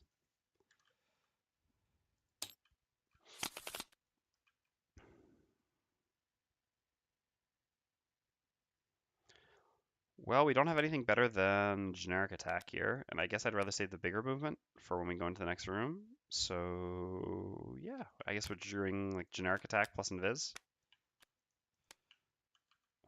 Man, generic attack isn't actually killing. We're going to be 1 damage off. Unfortunately, the Tinker can't help us with that. The Tinker is literally incapable of dealing a single damage to the skeleton.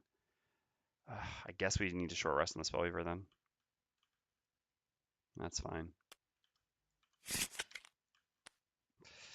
All right, all right. That's unfortunate. That's one of our better cards.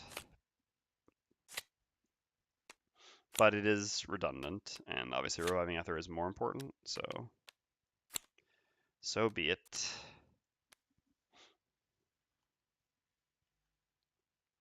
So in this case, our bottom heal does do something for the Tinker, or I guess just the top heal, because then we can move on to a coin maybe. If we go after, yeah. So we need the Spellweaver to go even a little bit earlier than the Tinker, or the Tinker can just go later. But we also want the Spellweaver to go before 20 to make sure that we kill. Oh, going before 20 is not easy. We don't care about gaining experience. We want to keep the bottom of Mana Bolt. Ugh. As in that case, we're healing ourselves. But the Tinker, God, Tinker just has so many heals, no one to use them on. Heals combined with with copious amounts of crowd control just gets a bit silly. I just don't want to let the skeleton go, is the issue. Man, losing Fork Beam actually really sucked here. Because Fork Beam would have created any element for us, which would have been quite nice.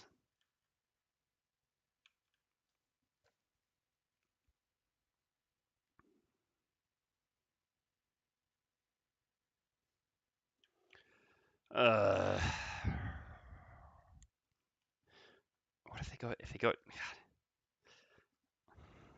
yeah, I guess I'm just gonna use Mana Bolt here. If it goes at 20 and heals itself for 2, it's gonna just waste so much of my time. It's just not worth taking that risk.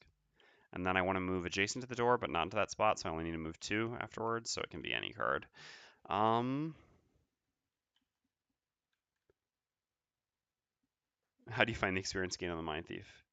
Yeah, not too bad. No, I mean I think the Mindthief has one of the highest experience gains in the game for sure. It's absurdly high. I mean, the Tinker can try to become a boxer, but that's my point, though, is the problem is, unfortunately, even trying to box here with the Tinker's, I mean, at this point, not by the Tinker's own fault, but his modifiers deck isn't that good. I mean, we don't have negative things, but we're still, it's not that, I mean, we can't really count on getting a +1, and we'd have to get a +1 still to be able to box this dude. Man, you're 20 on as the Mindthief? I mean, do you see this right now? 0, 7, 0. And you know that I don't go out of my way. I mean, admittedly, both of them are kind of low in experience gains, but still, I don't go out of my way to gain experience. But I mean, we just naturally gain a ton of experience. This class is crazy in terms of experience. Definitely the highest experience gain of any starting class. I would say easily. All right. So what to move? What card do I want afterwards? What if I create any element now and use a potion, and then go for cold fire? Or I can create any element, but he actually can't create ice for me.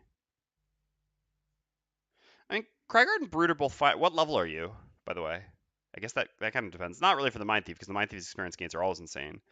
But Krygard's experience gain actually is really quite, I would say, below average before level 4, and the Brutes is, to be honest, very average, maybe slightly above average, but honestly, I wouldn't say significantly different. Like, if I had to put all the classes in the game on a scale from 0 to 10, or 1 to 10 in terms of experience gain, I won't obviously give the unlockable classes, but the Mindthief, I guess, would probably be a 9 to me. And the Krygard, I mean, pre-4 Krygard would be probably like, I don't know, 4 or 3 even. Post-4 Krygard, it's probably like a 7.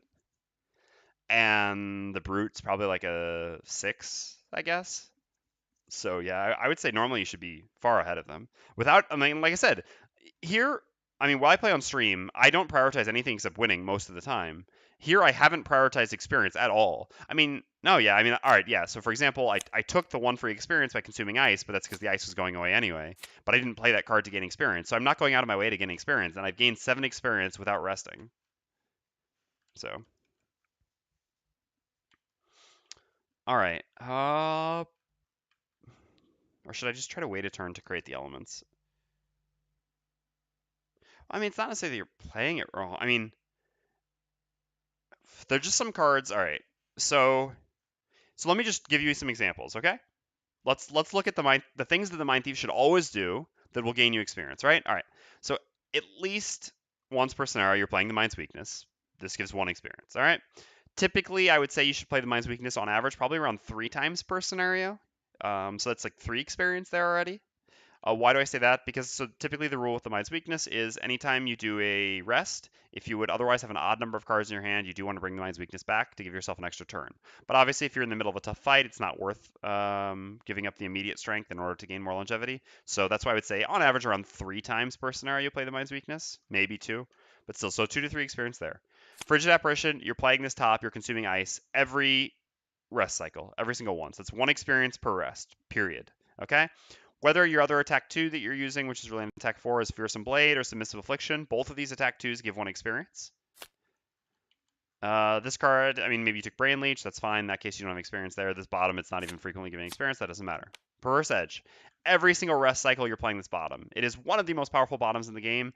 Discounting things like the Mind's Weakness and Reviving Ether, it is, of all the starting classes, by far, I would say, the most powerful non-loss level 1 action. I mean, it is, in my opinion, other than those like class-defining cards, the best level 1 action of any starting class, period. It is so good. So again, this every rest, that's two experience per rest. And then, I mean, if you have Hostile Takeover because you're level 2, which you usually should because the other level 2 card isn't very good, that's also 1 XP per rest. Hostile Takeover doesn't get used all the time, though. Obviously, against a lot of enemies in the game, is a lot less valuable. But, I mean, even just these 2 cards alone, this is like, I mean, it's 2 experience per rest. If you rest 5 or 6 times per scenario, that's already putting you at 10 to 12 experience. It's possible your friends are prioritizing experience a little bit too much, but yeah.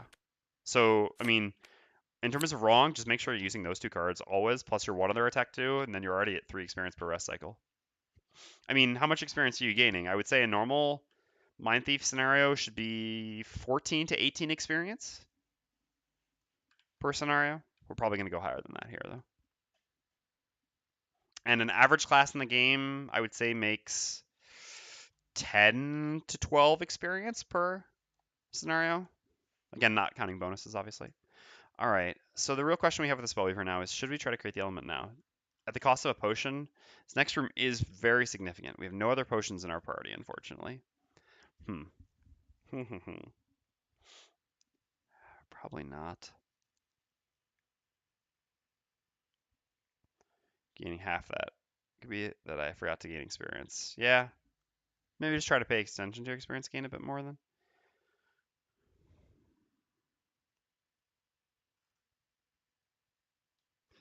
What if we're using this for initiative? So what if we mana bolt ourselves and don't move? Is that fine? 4, 2, 3. Expand. Expand. We can hit most of the room that way next turn with Cold Fire. So if we do this plus this, and then create ice afterwards, maybe we even get lucky and flip an ice, which actually has a reasonable chance to happen with 11 cards in our deck and 2 ice. Yeah, this actually works quite well, I think.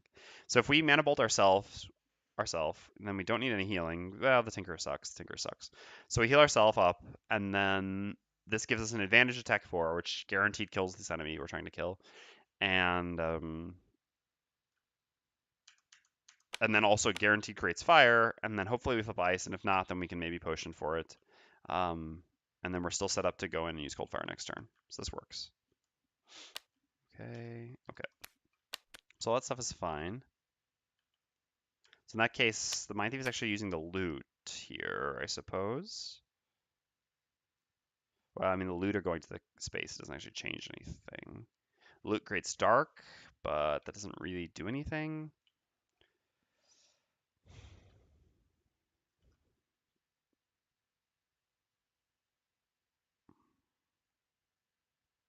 I don't know which cards we want. I guess the Tinker kind of needs to be next to the door as well. So I guess the Tinker wants to move this turn. I mean, healing just, God, man. It just feels so bad to be the Tinker. I guess I maybe built my deck wrong. I should just brought another crappy attack. Oh, it's just there's nothing to do here. All right, I think the turn we enter the room, we're going to want to use Ink Bomb. We kind of want movement with it, which is kind of the downside here that we actually didn't keep the other move for in the end. We kept a heal instead. This is probably a mistake. But I think, yeah, maybe just our best initiative. So maybe we should play these 2 cards this turn as kind of throwaways, and we'll see. All right, let's not get too hung up on what the Tinker is doing. We're going to be playing a party with the Tinker for a while. Sometimes we just have to accept that the Tinker does nothing. All right, we're going to use the bottom of Mana Bolt, heal for 3, putting ourselves up to full, get Strengthen, and then we're going to use the top of Engulf, creating fire, making an attack 4 with advantage, targeting bones number 9. Yeah. I mean, he's dead. Well, we didn't get the ice, so we will actually pop our potion here. This next room is, I guess, the most difficult room. I mean, can theoretically be the most challenging room in the scenario, so I think it's better to be prepared. We're pretty far from Mindthief ice creation. All right, so that is the Mindthief who's up next. Again, healing himself doesn't really matter.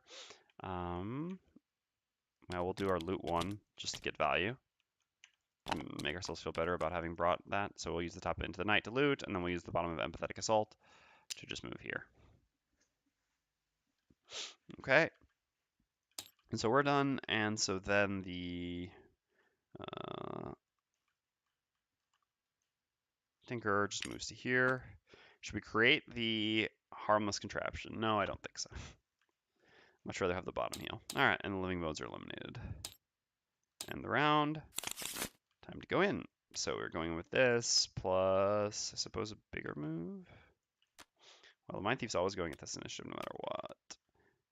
The stun only needs to come out before the cultist can summon, which means we do need another card for initiative. I guess it has to be this, actually. Oof. Our initiative for the next turn is actually looking pretty rough, but I guess that's okay. Can make it work. And Tinker is going in, I guess it's 17? Yeah. All right. So let's go. So Mindthief's first. We're going to use the bottom of Cranium Overload as a move 5. 1. Hold on. Actually, I should think. Because otherwise I can run away with Cranium Overload. Is the move 3 going to be enough? Yeah, move 3 is actually going to be enough. All right. I'm actually using the... I haven't looked at the room yet. I mean, I've done this scenario before anyway. But actually, yeah, it's actually better to use the top of Scurry. Because by scurrying, we can then use Cranium Overload to run. Whereas otherwise, the move on the top of Scurry is going to do nothing. And move 3 should be enough with Scurry. So use the top of Scurry as a move 3 to use that to enter the room. So 1, and then we'll set up the room. All right, so we've got some cultists. So we've got... It's just top rights. So... 1 regular cultist here, and then the 2 cultists in the back. Ugh. Hopefully we can reach those with some cold fires. Well, hopefully they don't summon this turn. Let's put it that way. That's the most important thing, right? Not summoning the first turn. All right, death exploding is fine. That is more than fine. And then we've got 3 regular archers. Okay.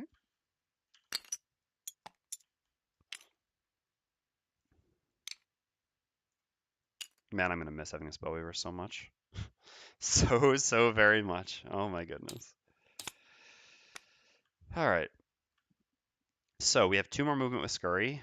We should really be hitting cultists, I think, almost always. So we'll just go to here. And then we should actually set the hells and everything. So cultists have 11, archers have 10.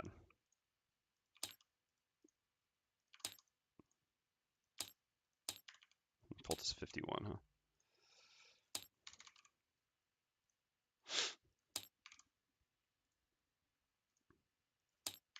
Okay.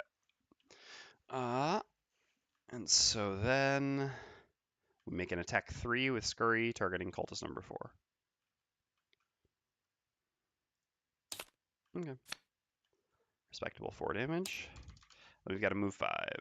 Time to skedaddle. Whoop, whoop, whoop, whoop, whoop. So we're running back around here to force them to run into the room, breaking their line of sight. This is also good because it means the Tinker is going to be the one to take hits, and the Tinker is essentially our tankiest class. It's funny to say that, but the Tinker has only 1 less health than the Spellweaver, but has more cards to lose, especially because useless cards, etc. All right, so then the cultists go. So what is their movement? I think it's 2, right? Yes, 2. So 1 like this. It's a bit annoying that these don't move up more. It's actually going to create a bit of an issue here.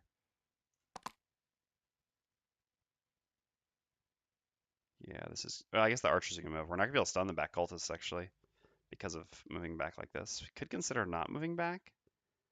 No, but then the archers are all going to pound on the Mindthief. Mindthief can't handle that. I don't think it's still the correct move. All right, and so then the cultist, which is adjacent, makes an attack 1 curse on the Tinker. All right, that's fine. So 1 damage and 1 curse.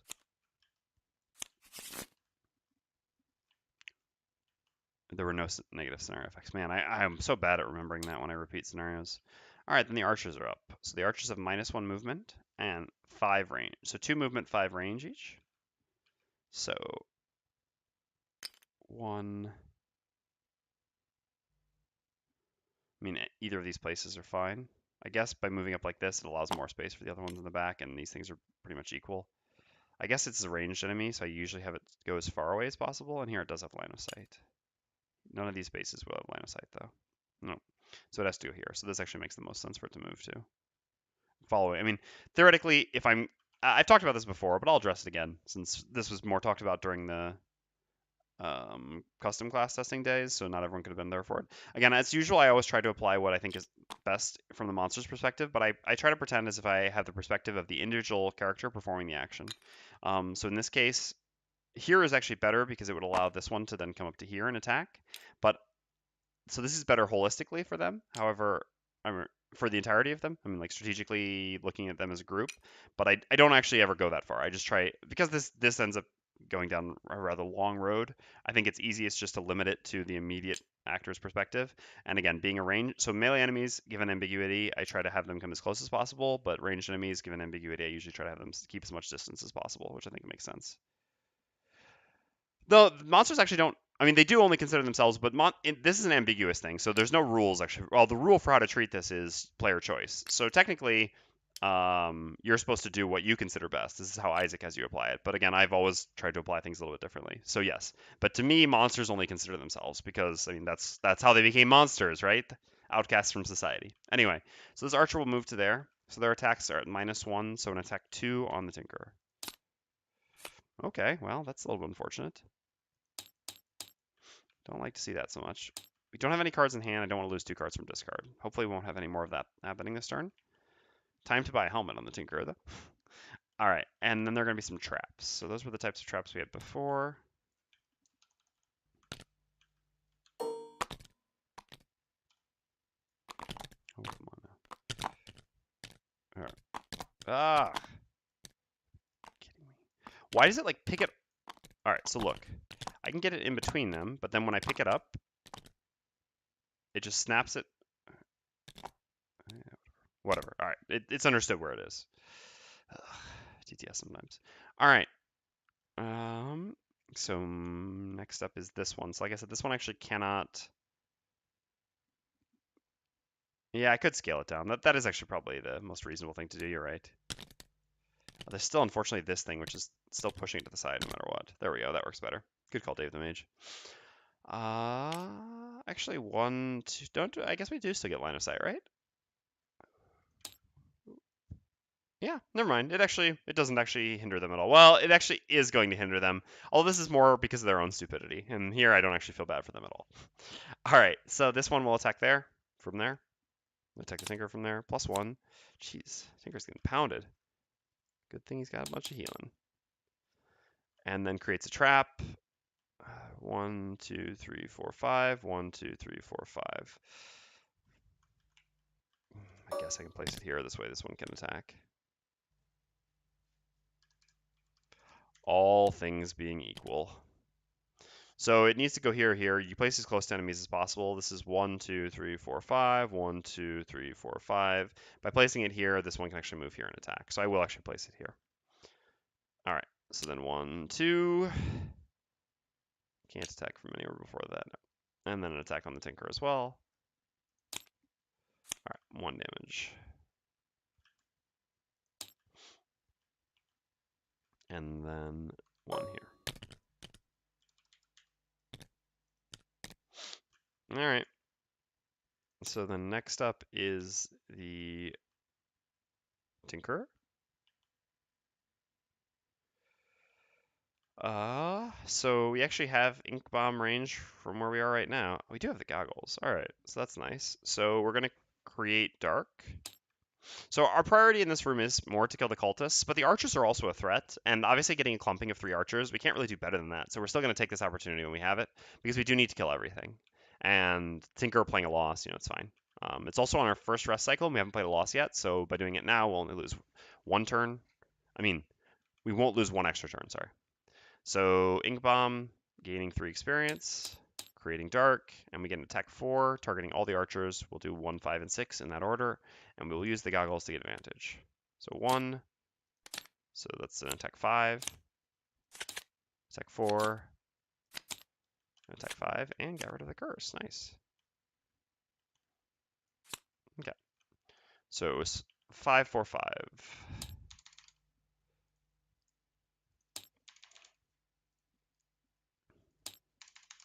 Beautiful. Really nice turn from the Tinkerer. So this is lost. And we've got to move to heal 1, affect all adjacent allies. All of our allies are at full health, though. I think we will actually... Should we move back? Yeah, I think we can move back to here, because then from here we can still attack the cultist and do bottom heals and stuff like that. I think it makes sense to move back to here.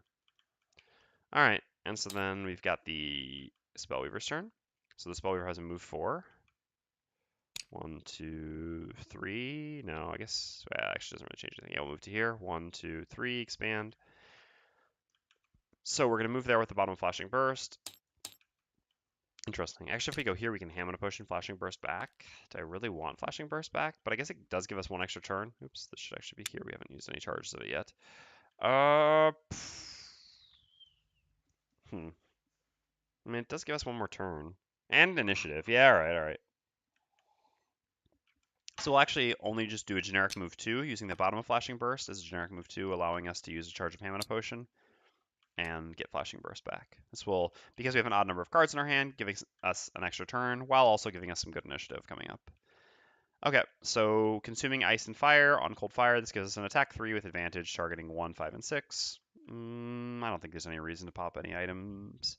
I guess there actually is. By popping the Power Potion, if we get +1s on the 2 that are 5, which is pretty likely with our modifier deck, then we should actually get kills. So let's use the Power Potion just to try to eliminate all these archers. Makes the stun a little redundant, but I still think that's fine. All right, so 1, 5, and 6. In order, all strengthened. Well, that one's dead. That one's dead and we create ice. Alright, so they're all dead. The +2 here would not have killed, actually, if we had not used the +1. All the others would have died anyway. But that's okay.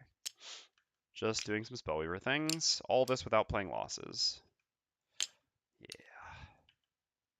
It's not a loss-based class at higher levels. No doubt about that. God. Cold Fire. What an absurd card. Alright. And we're done.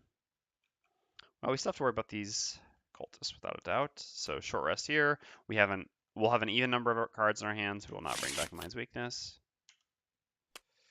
Woof! Huh. That is one of our 2 best cards. So no, I think we'll choose not to lose that. Alright, that's more than fine. Although there are a lot of traps currently.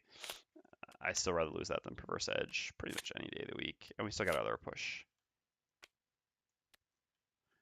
Did we skip the Mindthief's turn? No, the Mindthief's the one who opened the door. Okay, yeah. Just such a long time ago.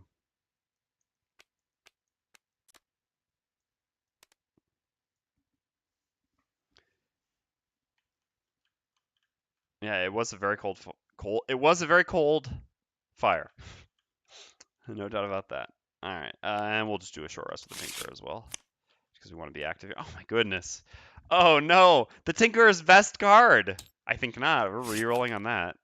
All right, yeah, that's more than fine. Woof. What's that you say?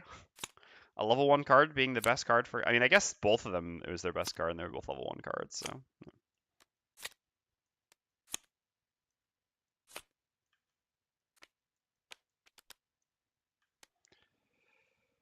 Alright, so what is our plan here? We don't have this anymore. So I guess a push attack kills this because of those 2 traps. So the Mindthief can just go ahead and do that. Mindthief is missing a tiny bit of health. I guess we can use Empathetic Assault. It's kind of a why not situation. We don't need much movement, so...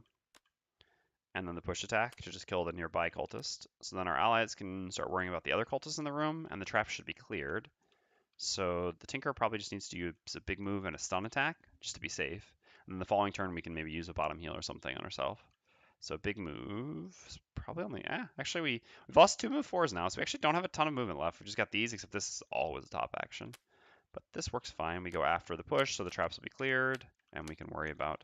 I guess the downside of this is the 11 initiative. If they do their Death Explode... No, the Death Explode's not really an issue. I mean, yeah, he'll get an attack off, but when he Death Explodes in the traps, he will not... I mean, it won't affect us, so that's not a big deal. I guess this is the better turn for this. I mean, the Spellweaver has to go one of the 2 turns late, no matter what. Yeah, I guess it's better to have it be... No, because this turn we want to create light, so this is the turn we want to go fast, I suppose. We can create any element here, too. Does that really matter? Yeah, I mean, we can create ice for the Mindthief for next turn. We'll be creating light for ourselves anyway for Living Torch, so this doesn't really matter. All right, let's go like this. So we still want to see no splits, ideally. There we go. And by splits, I mean summons, but you all understand. All right, Mindthief first. We're going to heal for 1, performing a move 2, heal 2 self, going to there. We're going to make an attack 2, which is really an attack 4, gaining 1 experience, and we will use the push 3. Guess we can even push them like this, theoretically. We'll see. Figure out that after flipping to the attack. That's really unfortunate, actually. That turns our 4 into an 8, which actually just kills him outright. It's unfortunate because these traps are actually going to do something now. Oh my goodness. Wow, that was an awful bless flip. All right. Well. Man, that is a disaster. Do we have any way around this? Not really.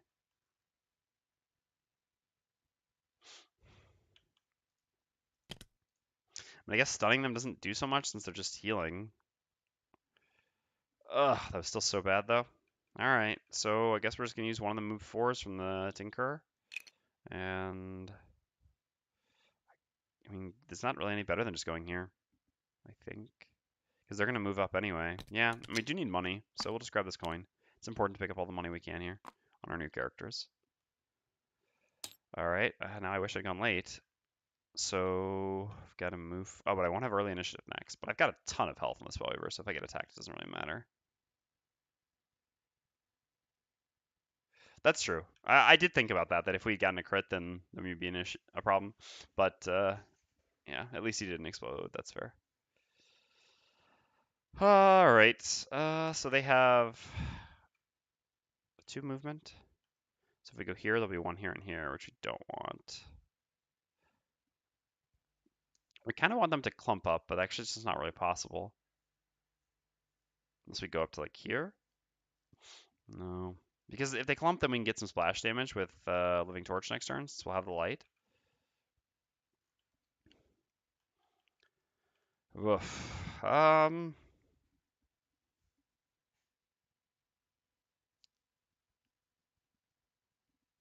to leave the coins, I think.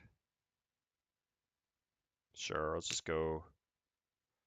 Let's move to here, I suppose. We're not going to attack. The attack doesn't really do anything. They have 2 heal 3s, so we'll just move there with the bottom of Revving Ether, and I think we should create ice here. No, I guess we'll create light, actually.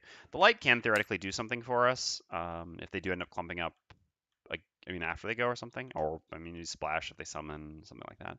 So yeah, we'll create light by moving with Revving Ether, actually. The Mindthief can worry about his own ice. Yeah, he's got routes for that. All right, so then the cultists go. So 1, 2, guess. Yeah, it's exactly the same. So I guess I could have had this go like this, and then they would have been clumped already. But yeah, I think this is a reasonable route for them to take. All right. Well, we can't beat their summon, unfortunately, which is a little bit bad, but that's all we can do. Mindthief can go move 5. The value of that move 5, huh? And immobilize the other one. And then the following turn, we can stun both of them. Yeah, just have to hope they don't split this turn. I guess this is really the crucial turn to dodge the split. Hoping to get pretty lucky that they don't split here. Can the Tinker... Yeah, the Tinker can actually stun one of them in case they do split. Can actually stun this one. Yeah, all right, that works.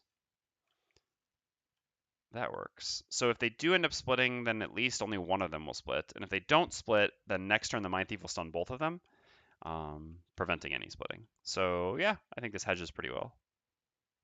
Oh no, we played our stun last turn and we didn't get to use it? Oh god. Okay, well, heart of the cards, they're not splitting, or they're not summoning this turn. And a bottom heal seems quite useful here because I mean, we need some health. Heart of the cards. Come on, baby. I mean, we've already dodged it pretty well, so I can't even really hope, but I'm hoping against hope here. Yes, we did it. Ah, that's fortunate. That is fortunate. All right, Mindthief's first with a move 5 on Cranium Overload. 1, 2, 3, 4, 5. To there. Beautiful little card, you. And then we're going to use the top of Hostile Takeover, creating ice, gaining 1 experience, doing an attack 2, range 4, targeting cultist number 1. So that one won't do anything. Alright, well, we barely do anything either, but that's okay. And mobilize. I guess in the end, our splash damage with Living Torch is definitely not happening, but that's okay. Alright, then we're going to use the bottom of our heal. I'm just doing this so I don't forget. Use the bottom of Harmless Contraption to heal ourselves for 2, and then we're going to use the top of Toxic Bolt, creating Earth, making an attack 2, range 3 poison. And the one we want to poison most doesn't really matter much. Guess we'll attack this one.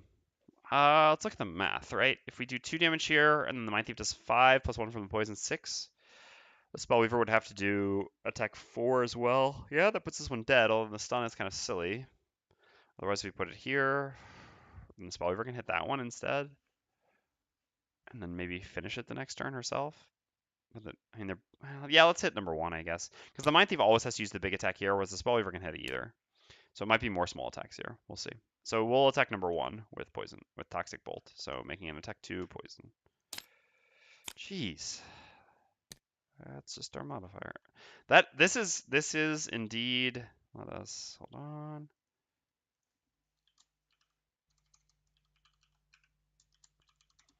This is indeed that. All right.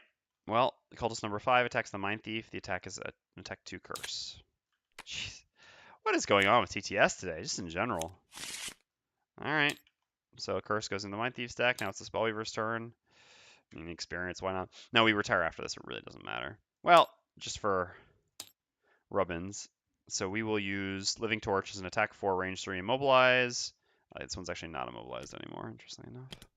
Oh no, it does still have that. So it'll actually be an attack 5, immobilize, targeting cultist number 1. Okay, graded fire. Plus 2, so 7. Putting him down to 3. And immobilized. And that's the end of the round. So, stunning one, stunning the other. Seems good. I guess Reviving Shock is actually quite decent here. And then we can keep moving. Guess he needs the ice. She needs the ice. So we don't really want to use Volatile Concoction here. Also, I guess no one's in range. It's range 2, right? Yeah. So we gotta move first. Then we can use Volatile Concoction. She will have created new ice. That works. We can Volatile Concoction next turn. We don't actually have big moves. Move 2 is the Spellweaver? No. Spellweaver is not missing life. Neither of them are missing life. We're the only one who is. So this doesn't actually do anything at bottom. So, we're not about to use this as a loss, so we can just use this as a generic move on top of using Reviving Shock. And here. Spellweaver is not really needed this turn. I guess we should have. We should have theoretically used our stuff, although it wouldn't have really changed anything. We wouldn't have gone to a better spot, and the guy also got a +2 anyway. So I think we will take a long rest though, just to allow us to choose which card to lose, keeping our combo a little bit more intact, because the situation is. I guess it's not that well handled. We do actually have to deal with this one after the stun. It's not going to come that close to death. This one's handled. No, this will be dealt with. Yeah. All right, let's go. Jeez, no stun at all. It's a little bit scary. They're stacking up so that guaranteed when we enter the last room with the cultists, they're going to summon. Interesting. Anyway, Mindthief goes first. 2 experience, already up to 11. Consuming the ice. We're going to make an attack 1, range 2, so really an attack 2, stun, targeting cultist number 1. Okay. Well, Reviving Shock is going to be a little bit less impressive. This cultist is dead. And then Frigid Apparition is an attack 5, targeting the adjacent cultist. Guess we did the wrong ordering there, but that's okay. And of course, we couldn't actually know, and we always picked incorrectly anyway. And we're done. So then it is the Tinker. So Reviving Shock is just going to be an attack 2, targeting cultist number 5. Just going to be another null. No, amazingly not. Down to 4. And then we have a generic move 2 or whatever on the bottom of Net Shooter. going to here. And oh, and sorry, the Mindthief actually created a new ice with Perverse Edge. Then the Cultist goes and is stunned, does nothing. And the Spellweaver goes and does her long rest. So just allowing us to choose which card to lose. Oh yeah, for sure. We've actually had to do this in the past. I'm not sure if you were here, ECO, when we tried farming the split from the oozes on scenario 64 a long time ago. Yeah, scenario 64. In the first room where the oozes just refused to split, there was actually the last two cards in their deck that were our splits, and we kept a single ooze alive to farm it out. Hey, Lord Patatos. Patatos? But yeah, no. We're gonna, I mean, I'm not sure if we'll actually end up killing it, but it really should split now. Summon now. If it doesn't, then yeah, we may consider keeping it alive. So we've got ice. The ice isn't needed. I mean, anyway, the Mindthief has 2 cards. Earlier initiative is better. The Tinker is going to use Volatile Concoction's bottom to give the Mindthief 2 cards back no matter what. And I suppose an attack isn't really necessary here. The Mindthief should kill it, and if not, the Spellweaver can kill it. So yeah, we can just do a bigger heal on ourselves.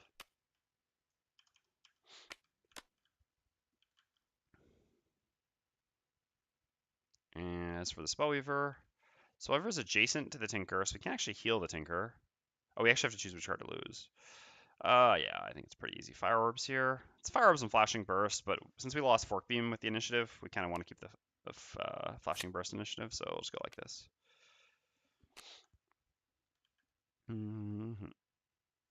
So, it's kind of a shame to use Mana Bolt, though, because then we lose our great initiative the turn we Cold Fire. But I guess that's okay. So do something like this plus this. And the following turn, this plus this. I mean, such bad initiative the turn we Cold Fire. Yeah, it's probably not correct. I mean, the Tinker has plenty of healing. We'll have plenty of time to get him back up to full health. So what if we just do like these instead? I guess this makes the light there worse, but I mean, we don't really care about that anyway. Or I guess then instead we just set up Cold Fire this turn because we'll use it next turn. So that seems fine. We go like this. But if we don't get to attack, then we won't get to create one of the elements. I guess we can always run to the next turn. We'll figure it out. We'll come up with a plan one way or another.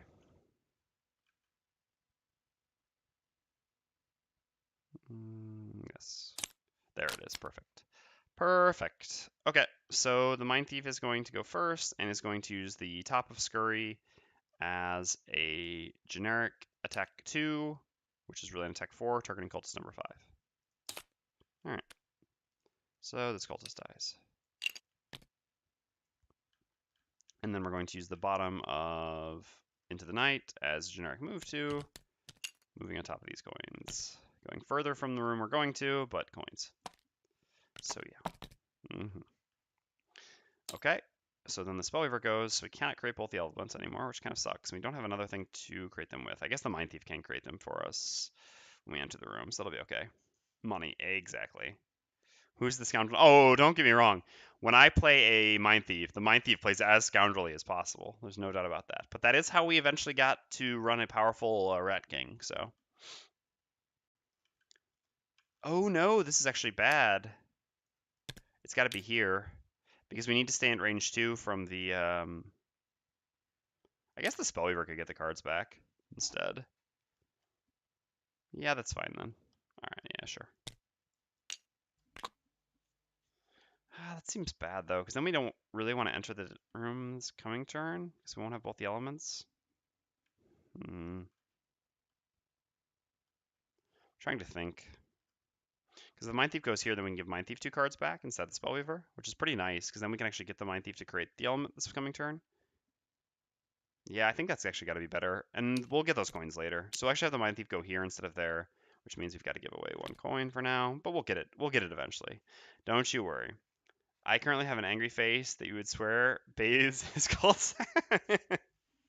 Nice. That's not so easy to do, right? That is not the best class for looting. It has some I mean, it can loot certainly, but it has some difficulty looting because of its having so much value of bottom actions to begin with, you know? So that's interesting. It's an interesting class to have that be the case. All right. So we're gonna go with Reviving Ether. Yeah, and we're gonna move 4, 1, 2, 3. Expand. Yes, that's fair, I suppose. So we're actually gonna move to here, getting this coin. We'll leave these 2 coins for either the Mindthief or the Tinker, which is very unscoundrel-like, but does make sense. And we're still, from here, we can do 1, 2, 3, 4 to here and hit everything in the room with a, hit anywhere in the room with a Cold Fire.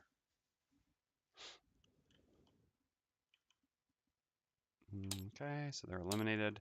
So then there's just the Tinker left. So the Tinker is going to consume the ice. Why doesn't Spellweaver open door this turn? Because I don't want to get pummeled by the Earth Demons. I don't remember exactly where they are. I'm trying not to look at the book. But basically, I don't know. I guess it's unlikely that I get pummeled by them because I can move it and run away. If I do that, can I was here? Now, but then I can't get a coin. That sounds awful. No, I think I'd rather get a coin, to be honest. I don't think it's a big deal. Yeah, I mean, drawing them towards us is good, but how much movement do they actually have here? 3, so +1. I think they're both against the back wall, 1, 2. But if one of them is not against the back wall, I do also have boots. That's a good point. I actually forgot about that. Yeah, I mean, there is an advantage of drawing them up, but I think actually, like, the space, I mean, being able to attack them and move back and attack them and move back is actually advantageous for our party, who can mostly make ranged attacks, except kind of the Mindthief. So I actually don't have any problem with actually going into the room. I mean, I know it kind of wastes a little bit of movement, but we've got plenty of longevity here with the Tinker helping us out. So I think this is an issue. By the way, so this is what I want to talk about. I almost bought the physical copy of this game last week. This looks awesome. You should buy the physical copy of it. I suggest it. Although I would wait till the 4th printing is in stores. It should be out pretty soon, I think. There's supposedly 80,000 copies or something like that. And that should reduce the price. I would not suggest buying above MSRP. But if you can find it a physical copy for MSRP, I would absolutely suggest it. Why doesn't this give experience, right? I mean, come on. This really should. It's really just to make it so this class only gets experience on losses, but was that necessary? Anyway, we're going to use the bottom of Volatile Concoction to give the Mindthief 2 cards back. And those cards are going to be a big move and Hostile Takeover to create ice for the Spellweaver. The Spellweaver, while moving, with Reviving Ether, created fire. Just forgot to go over that. Alright, and then we're going to use the top of Stamina Booster to heal ourselves for 4.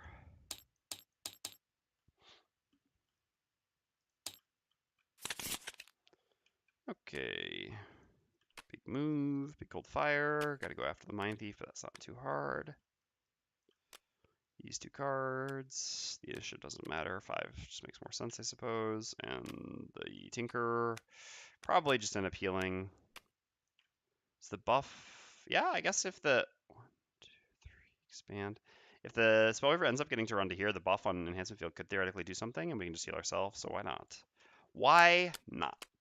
I guess in that case, no, we can't go before the Mindthief. All right, this looks pretty clean. Let's do it. Move 5 for the Mindthief on the bottom of Cranium Overload. 1, 2, 3. Setting up this room. Oh yeah, it's another point. We actually have to run into this room so the Tinker can get his battle goal. So we actually don't want to pull the enemies away from it necessarily. And then an Elite and a regular.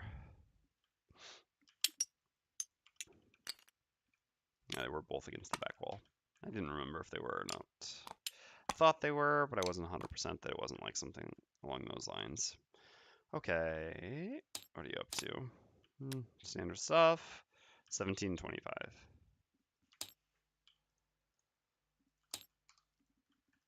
Okay. So, from here, we don't actually need to move any further with a Mindthief. Is there any motivation to? What is our turn? We have a short rest next turn.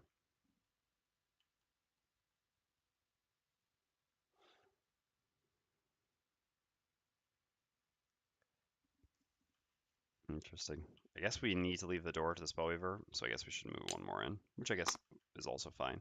The downside of leaving the door to the Spellweaver, we're not going to actually get the buff for Enhancement Field if we go here. If we go here, though, we only have 1, 2, 3 range, and we can only make our diamond shape to, actually hit 1 target, not 2. It's better to hit 2 targets for 3 than to hit 1 target for 4.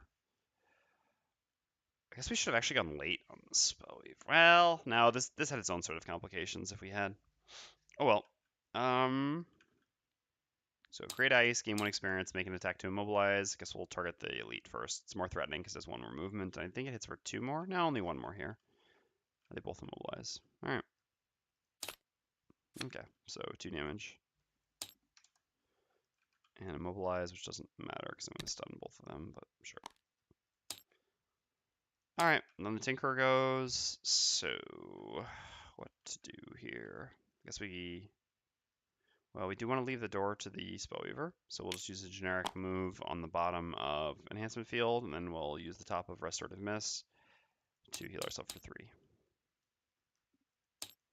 Oops. Then the Spellweaver's up, so then we've got to move 4 on the bottom of Flashing Burst. 1, 2, 3, 4. I guess we could have let the Tinker go all the way up to here, but because then we could use the boots to go into here. But the Spellweaver doesn't necessarily need to go all the way into the room. I guess, yeah, we actually do want to. This is another reason why it was better to save the boots here, because this allows us to next turn use the bottom of Mana Bolt, since we don't have to move, and we can, being further in like this isn't such a big deal, since we'll be able to mobilize them. Downside is they do have their ranged attack, but hopefully we'll just dodge the ranged attack. Okay, so consuming ice and fire, using cold fire, so we can attack 3, targeting both of them. We will use our goggles here actually, because we've got our Moon Earring anyway to refresh both these. We would like to long rest at some point, and we've got Mana Bolt for strength in the future regardless. So yeah, I mean 1, 2, expand, however. So we'll hit the elite and the regular 2 and then 6. Each of these is an attack 3 stun advantage. So 4 and 4. I'm not going to place the stuns. The Earth Demons are going immediately after, and they're just skipping their turns. Also losing this immobilize. Okay, and that's the end of the round. Spellweaver knows exactly what she's doing. Unfortunately, we don't have light, but that's what it is. Can the Mindthief afford... So we don't have ice either. Mindthief afford to get back Mind's weakness here. His enemies are kind of threatening, but I think so. Yeah, I think we'll take back Mind's weakness and do a short rest, and we will not reroll on the short rest. All right, losing Scurry is more than fine. And we've got infinite longevity at this point, so it matters very little that we do this, but I think it's all right. Yes, I did use Hostile Takeover, but the ice was consumed by the Spellweaver for Cold Fire.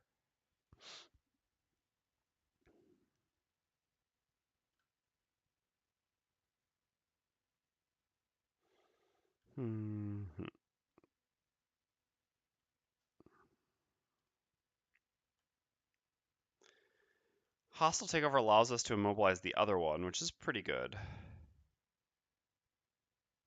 Correct, but we we do actually have a Hamina Potion. That's true. I forgot that we actually had one on the Mindthief. That is actually true. That because we have the Hamina Potion, we can ignore pulling back the Mind's weakness. That is a good catch. Actually, gotta get used to that. I think,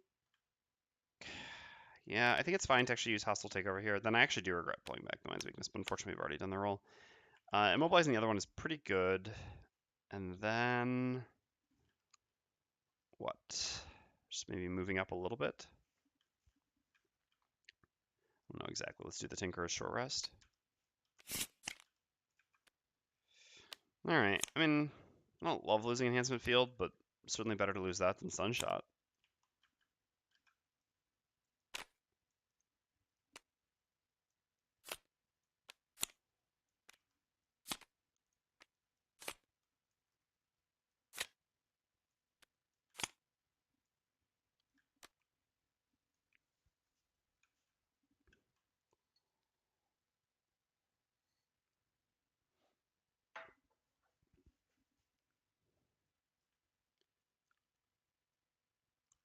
All right.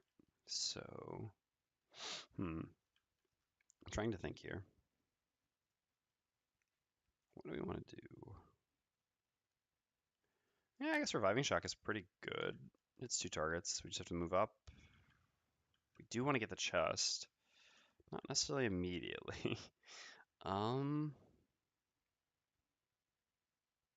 But But if we go late, no, we don't really want to move next to it because it's too risky. I mean, even at 66, it's quite likely they can go later than us.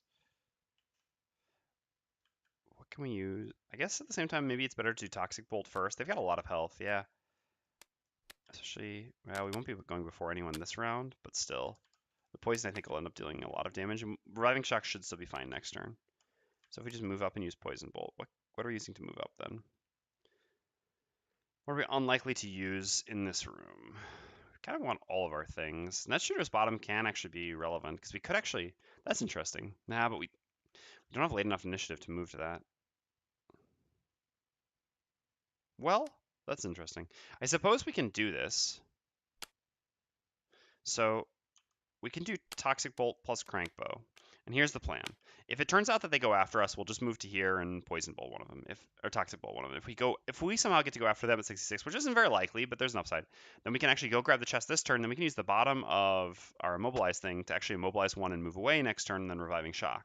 So that actually seems quite good. I mean, there's upside and there's basically no downside. It's unlikely to pay off, but there's a chance that it does. So the Mindthief kind of needs to move up a little bit. So I guess kind of up to here or something like that.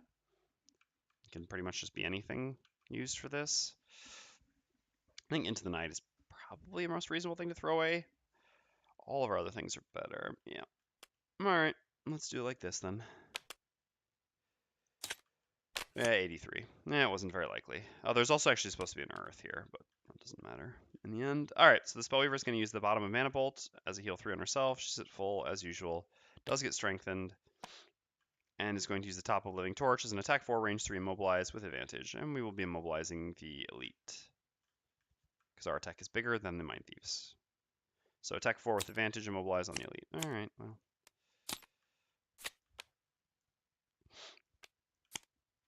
We drop an 8 on him. And an immobilize. Then next up is the Mindthief. We gain 1 experience, create ice, and use the top of Hostile Takeover to attack the regular Earth Demon. It's okay, it was more about the CC anyway. So this one is also immobilized. Thankfully, they did not do the range attacks this round, because that would have been bad for us. Then we'll use the bottom of this as Into the Night as generic move 2, going to here, just taking us a little bit closer. Okay, then the Tinker goes. We're going to use the bottom of Crankbow to move to here. We don't want to move up next to them and actually get hit. And we'll use the top of Toxic Bolt to create Earth, make an attack 2, range 3 poison. Who has more health left at this point? The regular actually does, so we'll hit that one. So an attack 2 poison targeting the regular, because this way we get more value out of the poison. These enemies aren't that threatening to us because of all our CC, so I'd rather be more efficient with damage.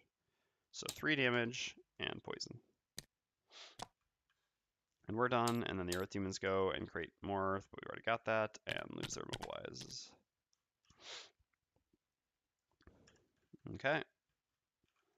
And we're gonna end the round. Tinkerer, or sorry, Spellweaver Long Rest. Is it now? Not sure that it's now. No, I think it's not this turn.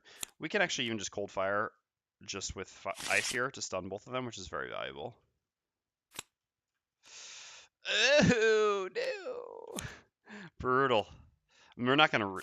Well, we have beat this scenario before while losing Reviving Ether, right? But I just don't think it's worth taking the risk here. I thought that the short rest here was worth it, though, just because the Cold Fire was so useful. Yeah, that was a gripe, no, for sure. And we'll have the opportunity to long rest while we run from room to room with no pressure whatsoever. We only need 1 long rest, really. But unfortunately, that happened. All right. Well,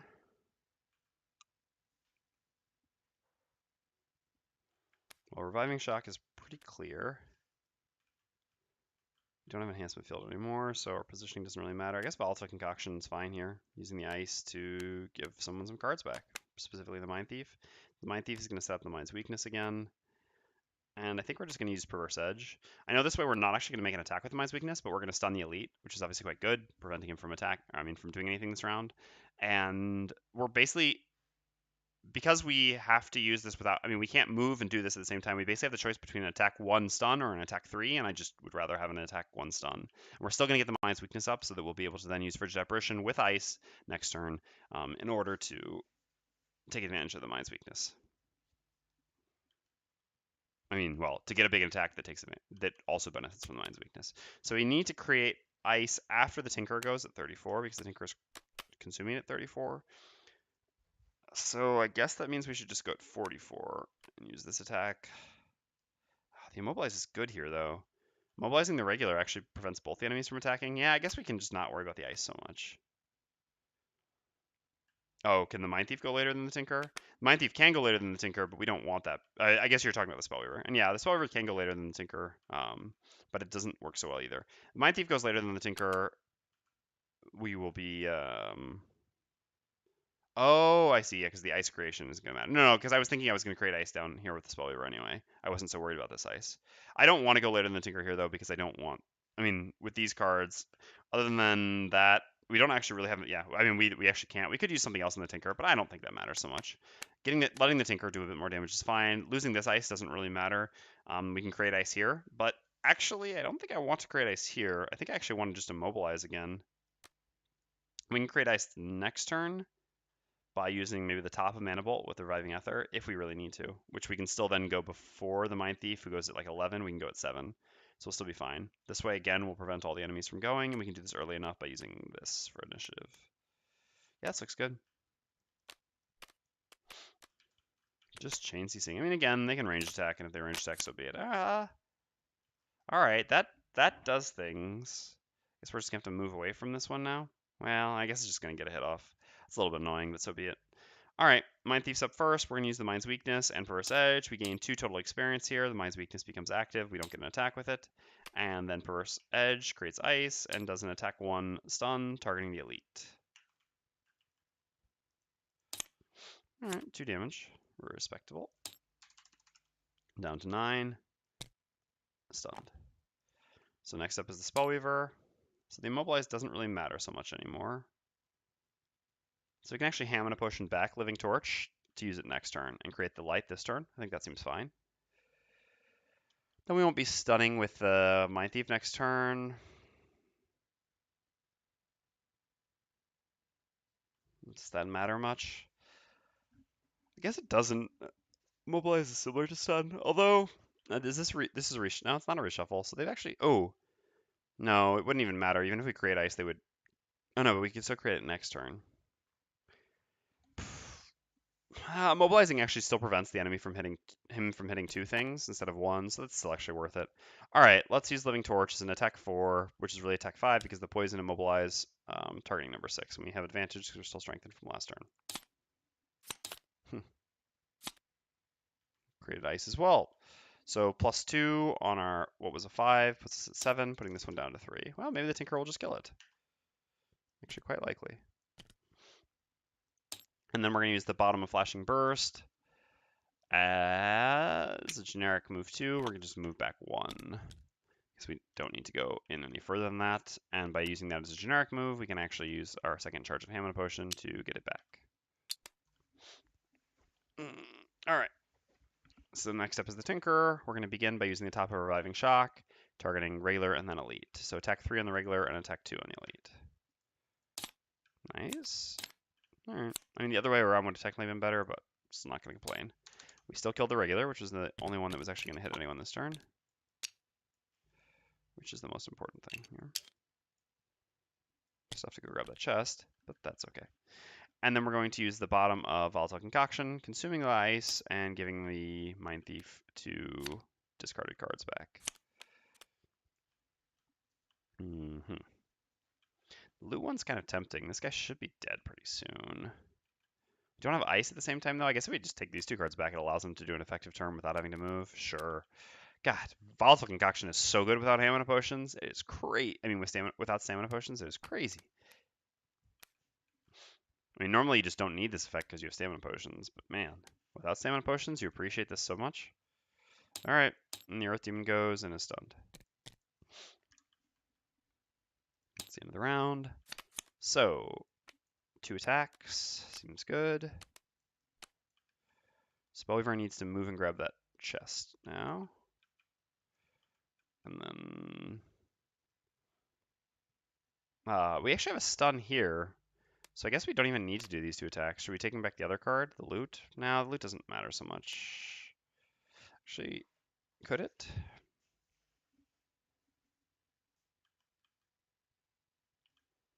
No, we can actually push him onto here. Yeah, that's cool. All right. To make looting more efficient without needing to worry about getting that back. So we'll use this to attack him, actually, and we just need to move up. I guess Empathetic Assault is a small move with early. What are your streaming schedule? My streaming schedule is actually in the information just below where you're looking at. There's a title called Streaming Schedule. And so my streaming schedule, I stream on Mondays, Tuesdays, and Thursdays at 4 p.m. GMT +1, Central European time, for those of you who know. And normally I stream 2 scenarios per session. This week is going to be a little bit exceptional. Unfortunately, the next couple weeks, the holidays are a little bit of a tough time, kind of, because we have, I mean, not tough in general, but tough for consistent streaming. So tomorrow, I'm actually only going to be able to stream 1 scenario. I'm going to start at my usual time, but then I'm going to have to finish before 8:30 p.m. And then Thursday, I won't be able to stream at all. And then the following week, I think it'll also be Thursday that I won't be able to stream at all, just because we've kind of a constant influx, I mean, revolving door of people visiting. It's basically the situation. All right, so let's stun and move on to the chest. Let's use a small move to move on to the chest. Let's keep our good heals. This is, I guess, a fine small move, which gives us slightly better initiative. And the Spellweaver is just going to make an attack. Does anyone need healing? Not really. I guess we can heal the Tinkerer for 1. Why not? And make our bigger attack. Sure. And then the following turn we'll have a big move, and I guess another attack if we really need it. All right, let's go. So the Spellweaver's first. We could give ourselves Strengthen for 2 rounds, so that just matters very little. I'll just heal the Tinker for 1, putting the Tinker up to 12, and strengthening Tinker using the bottom of Mana Bolt. And then we'll use the top of Engulf, creating fire, making an attack 4, range 3, targeting the demon number 2. No, okay.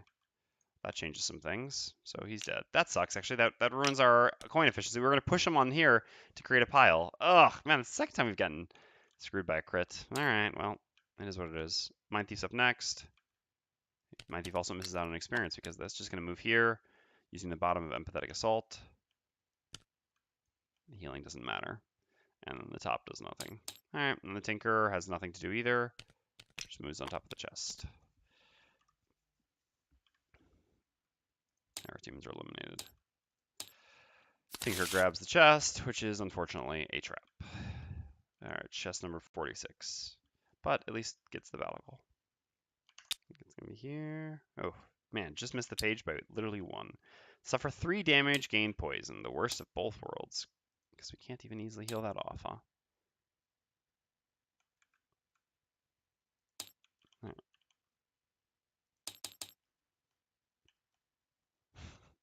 Yeah, it was an Akbar gift for sure.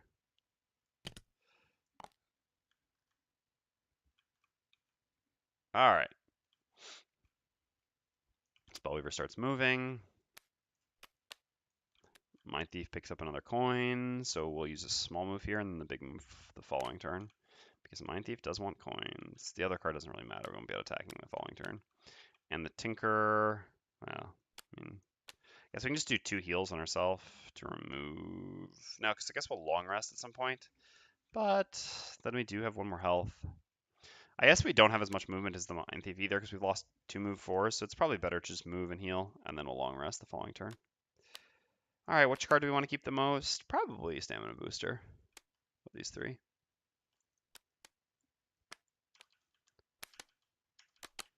All right, let's go. So Mindthief's first, generic move 2 to here. Greedy, greedy Mindthief. All right. And that's it. Then the Tinkerer goes, is going to do a heal 3 on himself. God. Oh, I'm just going to fix the initiative. This is all open information. I should have had the Spellweaver move first. I just wasn't paying attention. So then the Spellweaver goes 1, 2, 3. Uh-oh. I mean, anyway, so this way, this allows the Tinker to move to here. No, I don't care that much. I'd rather give the gold to these people. It's more important. I'll just move to there. The element I create does not matter at all, so I won't worry about it. All right, end the round. So we've got a long rest here and a long rest here, and we've got the Mindthief making a move 5. All right, so Mindthief does a move 5, and that's it. 1, 2, 3, 4, 5 to there. And then everyone else long rests. Oops. Refreshing this. Healing for 2. Refreshing this. Choosing a card to lose. Definitely not movement at this point.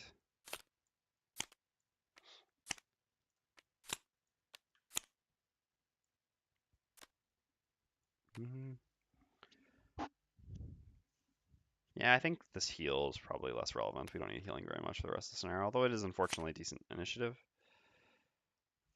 All right. Actually, I guess it's useful actually while, I mean, it still heals us for 1 here while moving. I really don't care about net shooter at all at this point, so that's actually probably better to lose. Okay, so we're going to use our move 4 and then our self heal to put ourselves up to full. Move 4 gets us 1, 2, 3, 4 into the coin so that the Tinker can get a bit of money. I care more about the Mindthief's money, but not that much more. I'm not going to be that rude to the Tinker. So here we short rest. Ooh, I guess we can't afford to lose our move 5, so I guess we will get rid of Frigid Apparition.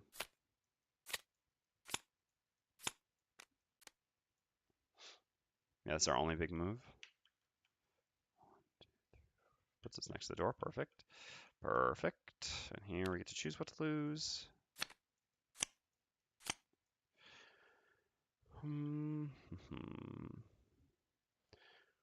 So I guess what we want to do is we want to lose this now. And then we'll do a move 4 and then short rest. And then we can play Reviving Ether plus this. Yeah, that works. Or should we just play Reviving Ether this turn? So, no, because the Tinker will only be here. Then what is the Mindthief going to do for 1 turn while he waits by the door? Because we can't open it because it has cultists. So we have to wait for everyone to be there. Oh,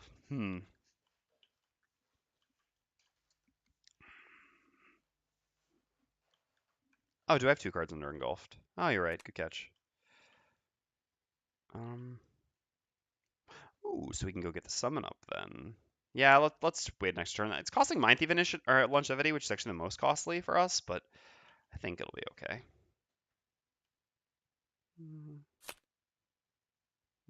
Yeah. I should have actually long rested on the Mindthief. I'm an idiot then. It's too late now. Didn't realize how it would play out in the end, so play this plus this, and then we can do these 2 things next turn. Sure.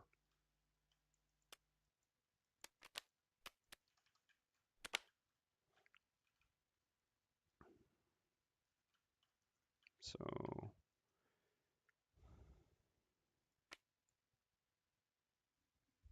and just a throwaway top action. We have 2 traps we haven't placed yet, but they're, well, the push is good against the cultists, bad against the wind demons. Yeah, I guess it still just makes more sense to get rid of this, probably. Alright, let's do this. So, first up is the Mindthief, who performs move 5. 1, 2, 3, 4, 5, going to there. I guess I'll actually have him go to here. This way the Spellweaver can go to there, and the Mindthief can just spend his wasted next turn going there. Since the Spellweaver won't move next turn. Alright. The Tinker does a heal 3 on himself. Oops, wasn't supposed to press that button. Going up to 12. And performs a move 4. Getting these 2 coins.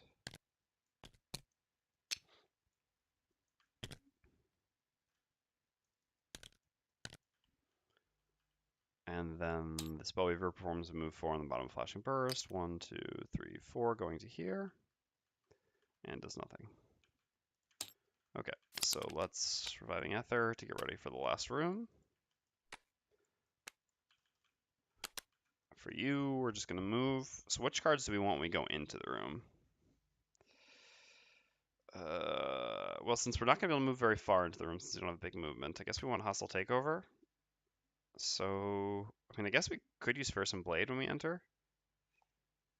I don't know if that's really the way to do it, though. Yeah, probably hostile takeover plus one of these other cards. Really doesn't matter which one, basically at all. We'll just take this. Throw away these two for now. Tinker just needs to move. Unfortunately, it's not. Oh, yeah, I guess we do have a move 4 still. But it doesn't actually change anything. If the Mindthief ends up moving to here, then the Tinker can just move to here. Because whether we go, I mean, we could move up to here, for example, but here and here are the same distance from the door, and one of them doesn't require us using our best card as a move 4. So, no one's missing any health, so heals don't matter. Reviving Shock is pretty medium in this last room, I suppose. This and this are valuable, I guess. I don't need both of these bottom actions. I suppose Volatile Concoction is quite valuable. Stamina Booster is also, actually, as a bottom. We only need 2 top actions, and that's basically these, unless we end up needing this for a move, in which case maybe we should just keep this. Just get rid of these 2 for now. In the short term, Volatile Concoction is probably better bottom than Stamina Booster is. Alright. So Mindthief first, generic move 2. To here. Done. Tinker next. Get a generic move 2 to here. And then the Spellweaver is going to use Living Torch, gaining 2 experience, and then immediately dismiss it and play Reviving Aether's top, recovering all lost cards. Yeah, the card's in there, it's kind of a problem, but it's okay.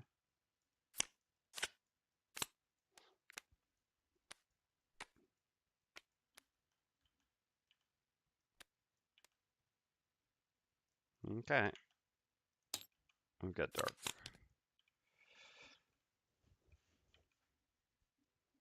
Suppose it's time to run in and use Fire Orbs, creating both of our elements this way. Can certainly afford a loss here. You're running in and shooting someone with Hostile Takeover. I guess we should just use as much movement as possible to be safe, to be sure we hit something, so we can actually use the poison. And we can even get it before the Spellweaver goes, so that can be valuable. The poison's useful on basically any enemy in this room, so. Alright, this works. Let's do it. Last room up. I'm going to turn off the heat. It's quite warm in here. And it makes the air very dry. Be right back.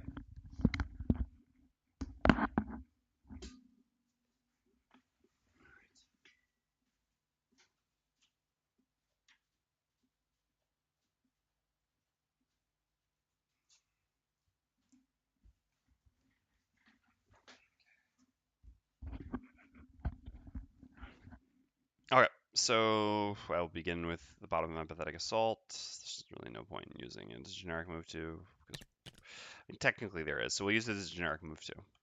Can't wait to get that enhanced, man. So, last room. Oops.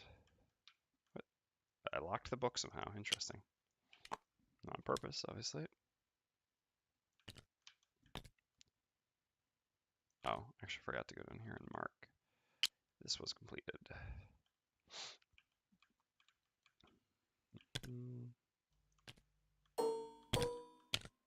Got 3 stone pillars.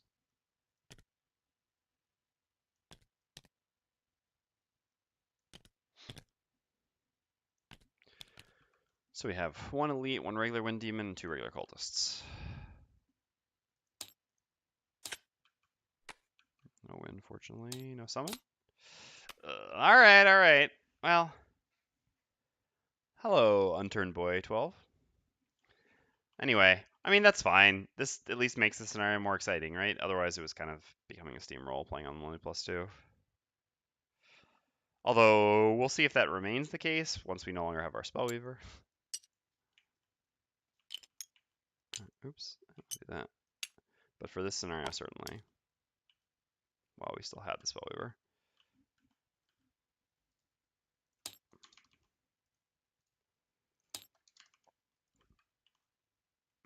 evil disarming wind demon up top, and our less evil disarming, non-disarming wind demon on bottom. Welcome to the stream, to those of you who are new. Thank you for joining. Happy to have you here. We're just wrapping up a scenario we've already completed before in order to retire the Spellweaver, and then we'll be moving on to our completely new party. All right, so what is going on here? So we do have the stun option. We can actually go to here and stun this one. We could also stun the Wind Demon before it disarms anyone.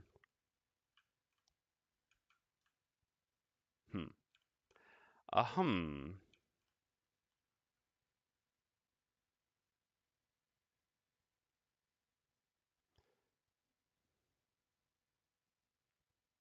Both of these things are quite valuable. Well, anyway, we're going to move up here with the Mindthief, I suppose, and I guess always attack the front cultist with Hostile Takeover. So we gain 1 experience. I guess we don't ever need to create the 2 elements when we're doing this. We should have paid more attention to that, but I think this is still the action we want to do anyway. Create ice and make an attack to immobilize, targeting the cultist number 1.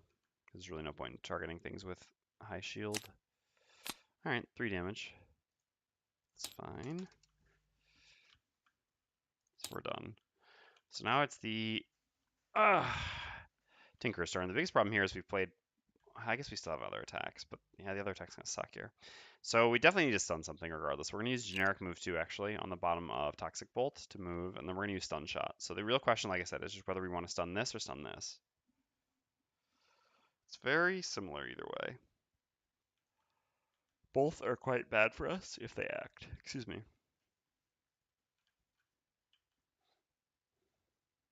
The Tinker can actually tank disarms at some point, but unfortunately is not in a position to it yet. The Mindthief could use the Cloak of Invisibility, and then the Tanker... Do you need a person to play? I'm not sure I understand your question. Are you asking if I need someone to play with?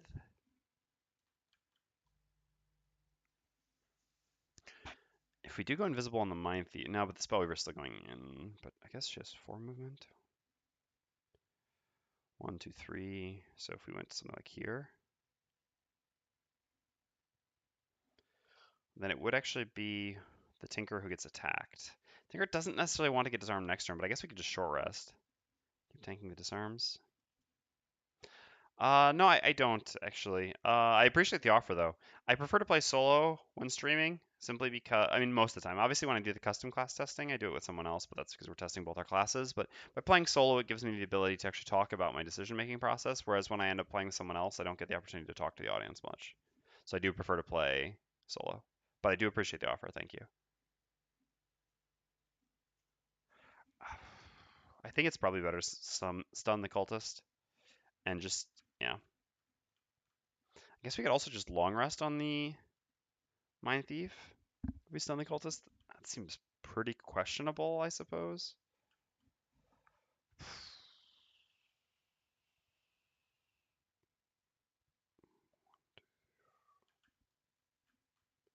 The other interesting thing is how...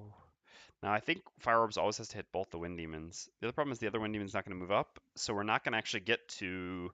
We're never going to get a good cold fire in this room either, which kind of sucks. But I guess it's okay. All right, yeah. No matter what, I think I should stun this. I guess the real question is whether it's better to use the Invis Cape or Invis Cloak, or whether it's better to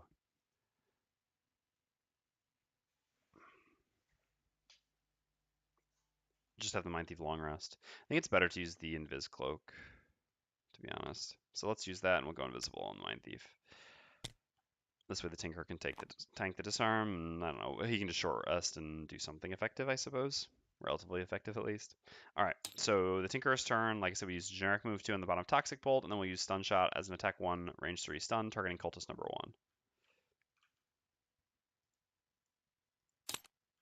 1. Alright, that's fine. 1 damage down to 7. And stand. Okay, so then it is the Spellweaver's turn.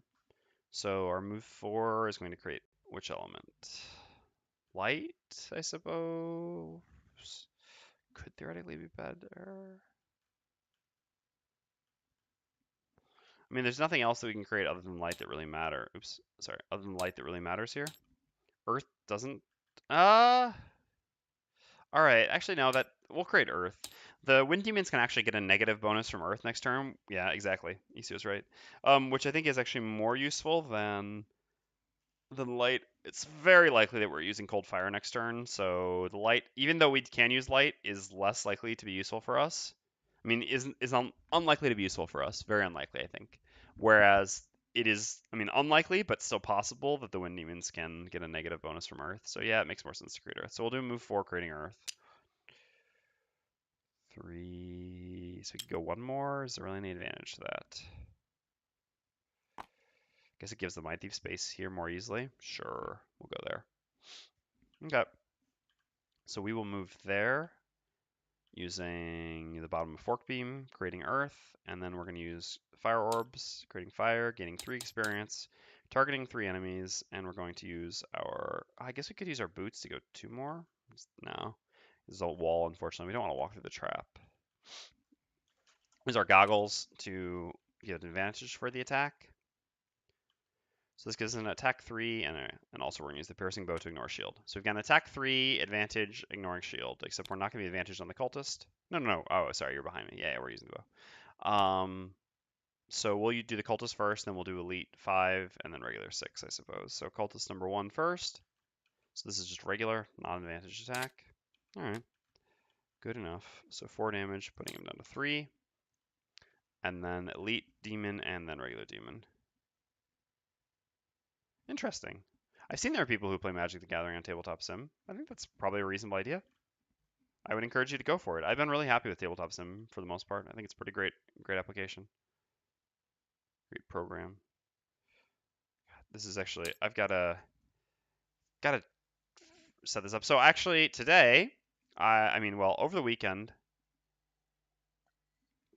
I was legitimately considering getting a monitor because of the sales, or I was thinking, well, I'm going to wait till Cyber Monday to get a monitor. But my fiance pointed out that I'm actually just an idiot, that I could just be running my laptop monitor, because I actually have a monitor that I run off the laptop. Hey, just got looking to see which Gloomhaven version I like better. All right. Congratulations on getting it. Have you heard my speech before about which one you should choose? Because I can basically answer it for you, depending on your priorities. If you haven't, let me know and I will give the little speech, because I've given it a number of times. I don't mind giving it again. Yeah, you told me. Okay. But yeah, so I haven't heard it. To the best of my knowledge, they still haven't. All right, I'll give it prototype. But anyway, what I wanted to say here is I realized that I can just run my laptop screen as a second screen to watch Twitch chat. The annoying thing is it's on the left, so my mouse keeps going over there. I need to set it so that it's like sticky. I forget what this is exactly called. But basically where when you move the mouse to the edge of the screen, it kind of like bounces a little bit against, and you have to actually apply some resistance to go to the other screen rather than just having to go back and forth, because I keep trying to go to these things and then getting stuck on the other screen, which is over here. The reason why I hadn't done this, I thought of this in the past, well, mostly because I'm an idiot and my fiance is much smarter than I am, but also because I thought about dual monitors when gaming before, but I tried that in the beginning, I think, the very beginning when I got this monitor, using the laptop monitor as well, except this laptop is not at all capable of running stuff like that. But TTS, even though it does heat up the laptop a fair amount, isn't so intensive, and I actually am able to run 2 monitors while doing TTS streaming. Prototype, the short of it is basically that the other mod is prettier, nicer, smoother. It just has 2 main problems. One is where it organizes the monsters is pretty bad. It's very annoying. Rather than having them all in a line right underneath the map, they're put down to 2 sides of the table, and I think this is unnecessary and kind of bad. All this isn't the main thing. The main thing is that there's no ability. So the big draw of the other mod is the automated setup, and there's no rules as written automated setup for the other mod, which is pretty silly. You have to either do hidden rooms or revealed rooms, neither of which are correct. All right, so we got our flip on the cultist, so now we've got on the elite wind demon and then the regular wind demon. It's the elite. It's the first time we've seen that. So 4 and a curse, and then the regular. All right, 4. We set their health correctly? Yes, we did. Down to 7, and down to 5.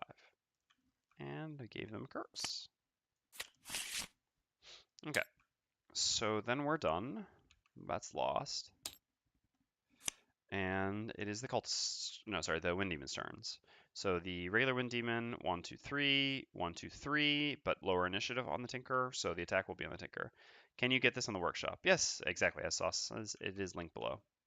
And happy to hear you got TTS. I guess you got it in part of the Steam sales. I think it is discounted right now, right? I actually wanted to make a post on the subreddit about that. I probably still should.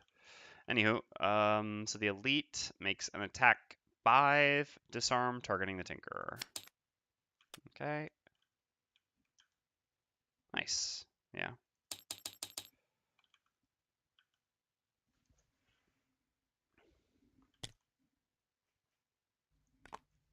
Definitely, I would say worth the $10. Not just because I play Gloomhaven a lot on it, but there are a lot of other free games. And people make so many different nice mods, adaptations, whatever you want to call it, of games on here. I think there's so much variety. I think you can play like almost infinitely. All right, and then the regular Wind Demon will make an attack 4 on the Spellweaver. Okay, so 4 damage. Okay, this one's stunned. This one takes 2 and summons a Living Bones.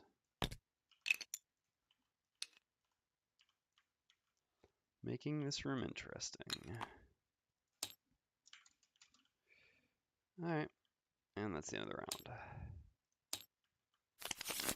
So, looks like the usual turn here.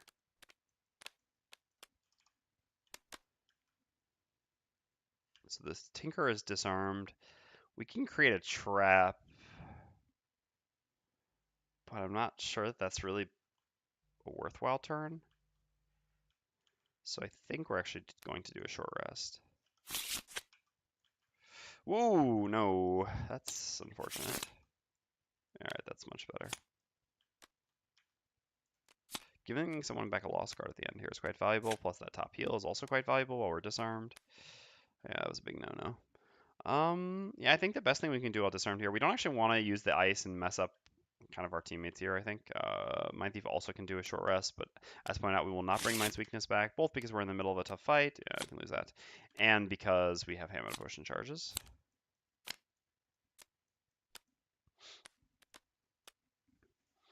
So I think just a double heal here from the Tinker looks pretty good. Tinker's missing 6, so yeah, double heal. I guess I'll do a 5 double heal because we might actually want to use the bottom of Stamina Booster for the loss rather than using it for the heal. We'll get 1 less healing this way, but we also use this action rather than using Stamina Booster, which, like I said, is probably a more valuable action for us in the immediate future.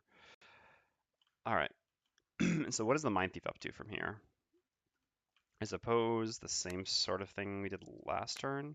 I mean, we do many turns, which is Perverse Edge plus Hostile Takeover. Hostile Takeover sucks if they end up... Well, it might even just be able to kill this one. That's, I guess, kind of our hope, is that it does kill this one. And then we're stunning this one before it can disarm our allies, which is pretty important. So, yep. We just hope to get a +1 here. Even if we don't, well, hopefully it doesn't summon. And if it does, well, then, well, we get a +1. Easy, right? I mean, overall, this just makes sense because by using Hostile Takeover, we don't have to move, which allows us to stun this one. And stunning this is just so important to prevent it from disarming someone every turn, which is really important for us to get through this room. All right. Oh, wow. All right. The Earth decision actually paid off. Will it actually, though? 2 range? No, it's not actually going to do anything. Maybe it can. We'll see. I don't think it will, though. All right, so first up is the Spellweaver. So the Spellweaver is going to use the bottom Mana Bolt on herself, healing for 3, getting strengthened. Oh, we forgot to flip the Living Bones as well. Interesting. And then we're going to consume the ice and the fire, and we're going to use cold fire. So we have range 1, 2, 3, and expand. We could move so that this thing wouldn't actually get an attack off since it's limited range, but we're healing ourselves for 3 to take an attack 3, except this way we get strengthened for 2 turns as well, so it just makes more sense to stop here. And we want to hit these 2 targets because it's the only way we can actually hit 2 targets, which just gives us more damage, and, I mean, it's a stun. I mean, this enemy's not doing anything, but he is healing someone, so this is still the most effective way to deal damage, I think. All right. So we get 2 advantaged attack 3s. We'll do Bones and then Cultist. Attack 3 stuns, sorry. So 4 on the Bones, right, which is really 3. And then create a fire, and 5 on the Cultist. So 3 actual damage to the Bones, and 5 actual damage to the Cultist. Not bad. Welcome back. Alright, so we'll put a stun there. And we'll put a stun there. So then next up is the Mindthief, who's going to gain 2 experience and create ice. We're going to use Hostile Takeover to attack the cultist number 1. Come on, +1. Nice! Oh, that's so good. Hopefully this is the right order. I mean, well, I would love it. Basically what I'm saying is I would love to see that I actually chose correctly for once. And then we'll use Perverse Edge to do an attack 1, range 3 stun, targeting the Elite Wind Demon, which is going to deal no damage. Yep, it was the correct order. Wow! What is going on with the world today? Alright, so no more invis, and this Wind Demon is stunned. Again, the attack did no damage because the Wind Demon has 2 shield. Okay, then next up is the Tinker. So the Tinker is just going to heal himself for 5 because he is disarmed. Oops, there we go. And lose the disarm. And then the Cultist goes, but is stunned. This and this are both stunned as well, so that's just all their turns, except for that one Wind Demon, who push 1, target all adjacent enemies. This is nothing, and then makes an attack +0, so an attack 3, targeting the Spellweaver. Yep, and we take 3. And then that's the end of the round. So Spellweaver needs to do a short rest, that's fine. Yeah, that we don't care about. So we got fire and ice, and we get cold fire back, huh? And mana bolt back, huh? Well then, I mean, the mana bolt kind of sucks because it's strengthening again when we don't need to be, but it's also the initiative which is relevant. I don't know, we'll see what our allies want to do here. There are some traps in the room. Mindthief, unfortunately, I mean, we could push the skeleton in the trap, but the skeleton is just non-threatening. Man, not having Frigid Apparition kind of sucks. How do we actually kill the elite there? I mean, I guess we're just gonna keep ignoring it for now, as long as humanly possible.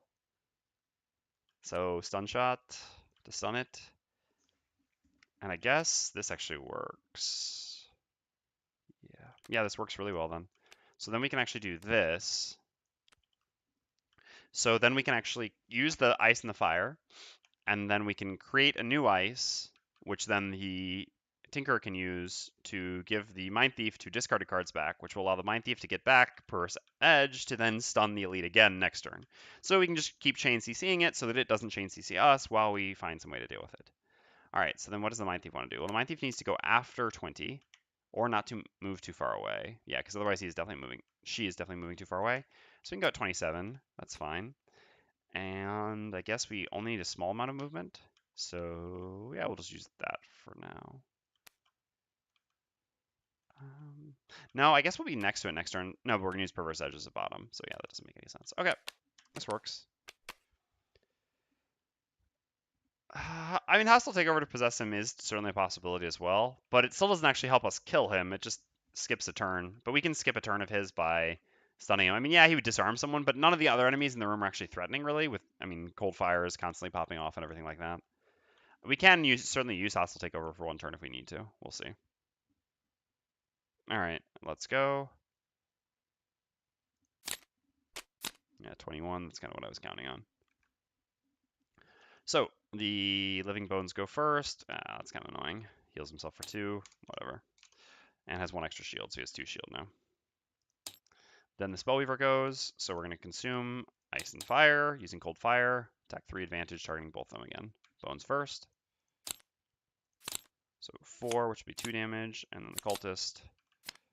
So it's ambiguous here, so it actually creates fire, not ice, but that's okay. So it's 5 damage, which actually kills the Cultist. So Bones takes 2 damage. And is stunned. Because he had 2 shield, and our attack was for 4, and our attack on the Cultist was for 5, which kills the Cultist. And then we have a move 4, creating any element. I do really want to try to leave the 8 coins for them. It really doesn't matter so much where we go. What are we doing next turn? I guess we can summon next turn, or Mana Bolt plus Engulf, maybe to attack one of these. I guess where we are is pretty fine. Just dawdle around like this. I don't think it changes anything. We're in range to attack both these without moving. I mean, to attack everything without moving. So our positioning, I think, is fine. All right, and by moving around with Fork Beam, we'll create ice. So then it is the Tinkerer's turn. So the Tinker will use Stun Shot to make an attack 1 range 3 stun targeting the Elite Wind Demon.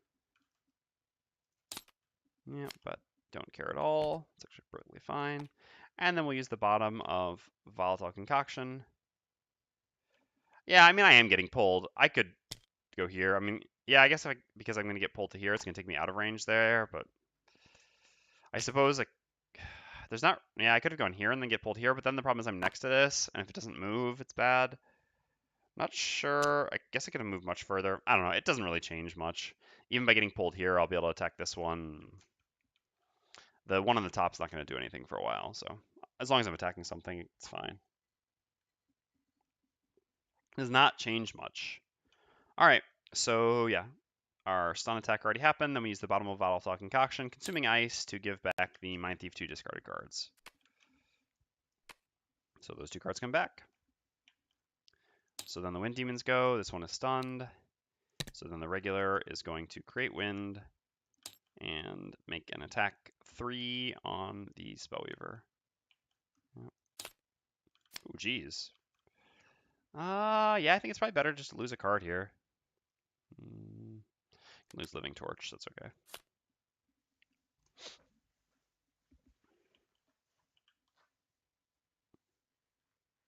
And then we get pulled 1. Oh yeah, it was only pull 1. I thought it was pull all the way to them. Yeah, so actually, if we just gone to here, then we would just get pulled to here.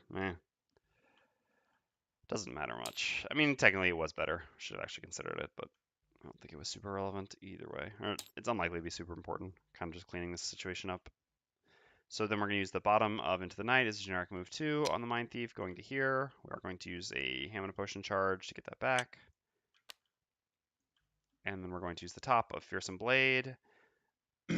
We are going to gain 1 experience. We will not use the push, but we'll just use the written attack. The push is optional, so this gives us an attack 4, just to gain 1 experience, attacking the Wind Demon. Okay. This does 2 damage because it has 2 shield, putting it down to 5. And that's the end of the round.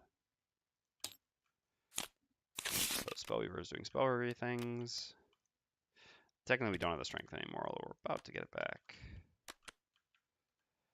Mindthief is doing a stun on the Wind Demon, plus an attack on the Wind Demon, which I guess should just be with... Now the Immobilize can actually do something against the skeleton, although this can also just execute one of the other enemies.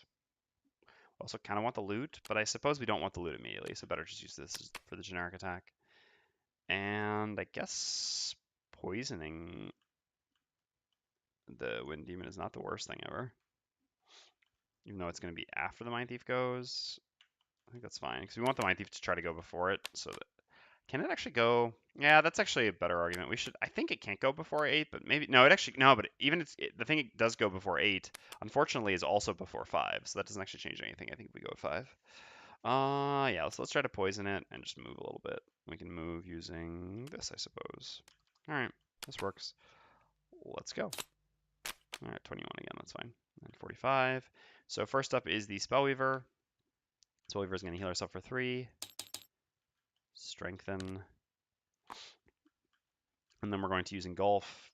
And I suppose we'll just attack the Living Bones at this point, so we don't have a disadvantage attack. This thing's not very threatening. It doesn't really matter too much.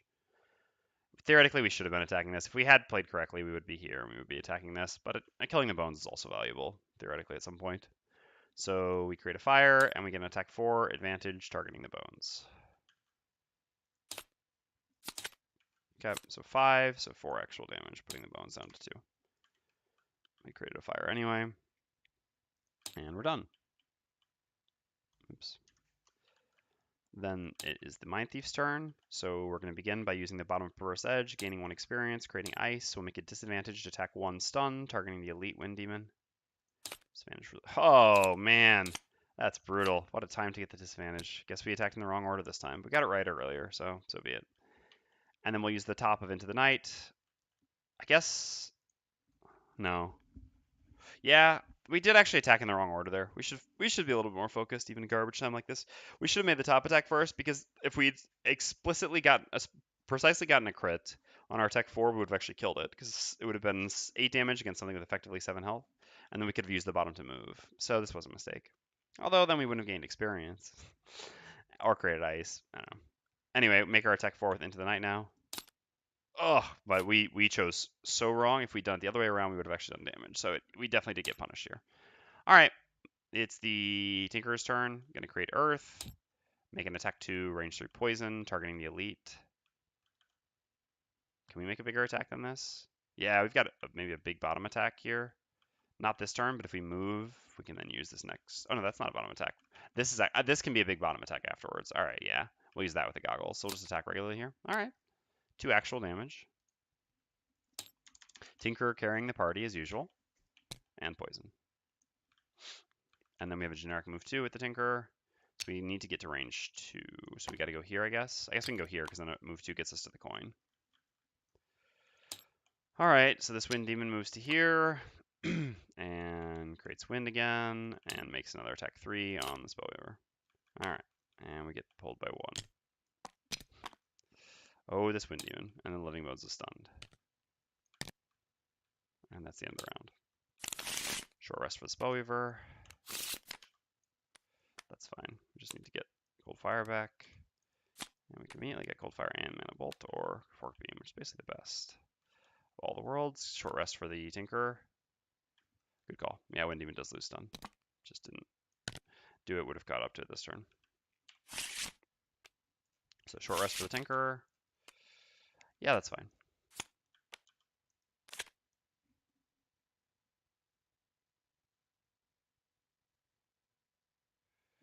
Yes, the bone was actually stunned last turn before it went. The previous turn, it did the heal shield self, and we actually stunned it after it went.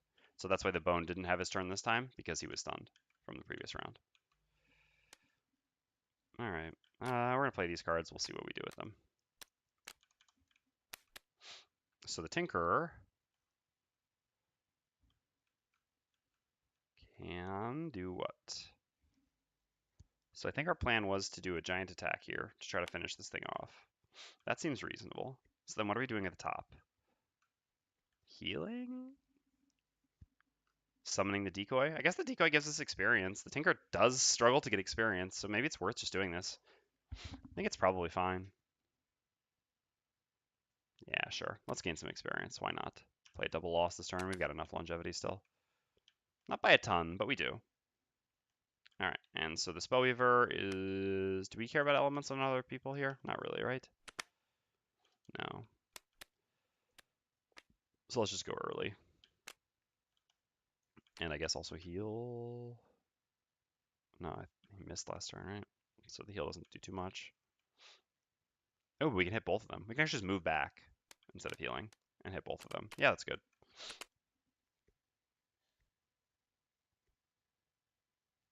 Interesting.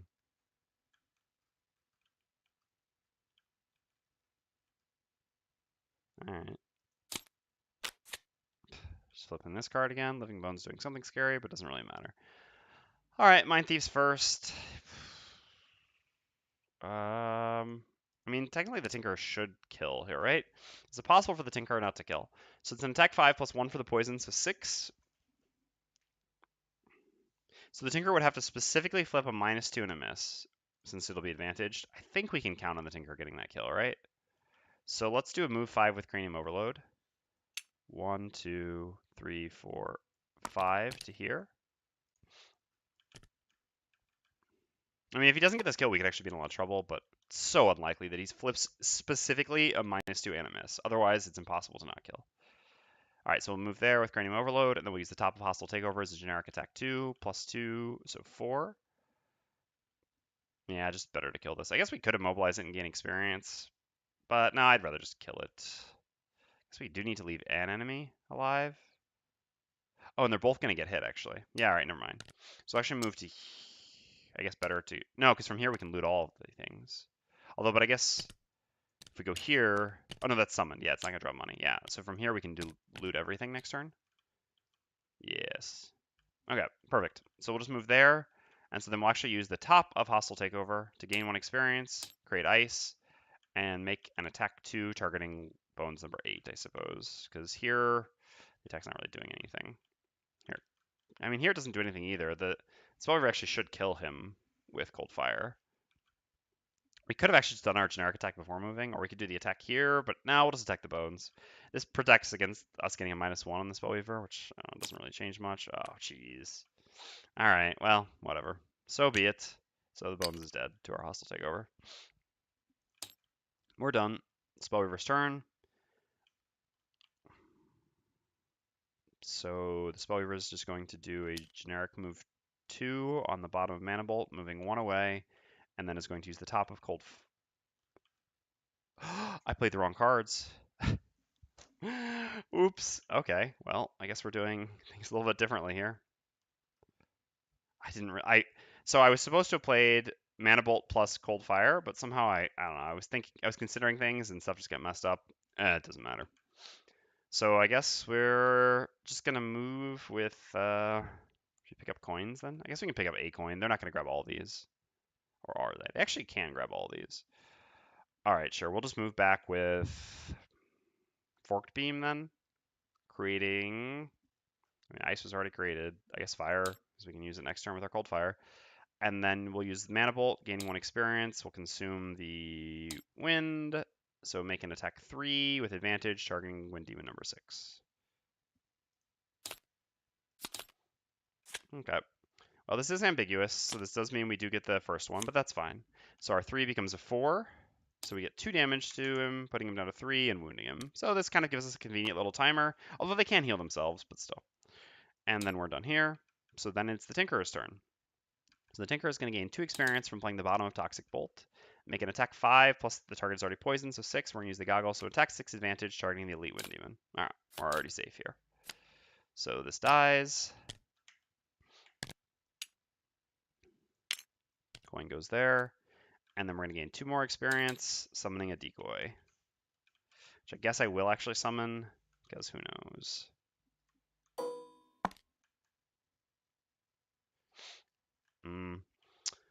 This is ambiguous because the rules for ambiguity are any additional added effect creates ambiguity, basically. The added effect of wound provides an additional positive effect that cannot be quantified, therefore creates ambiguity in any case.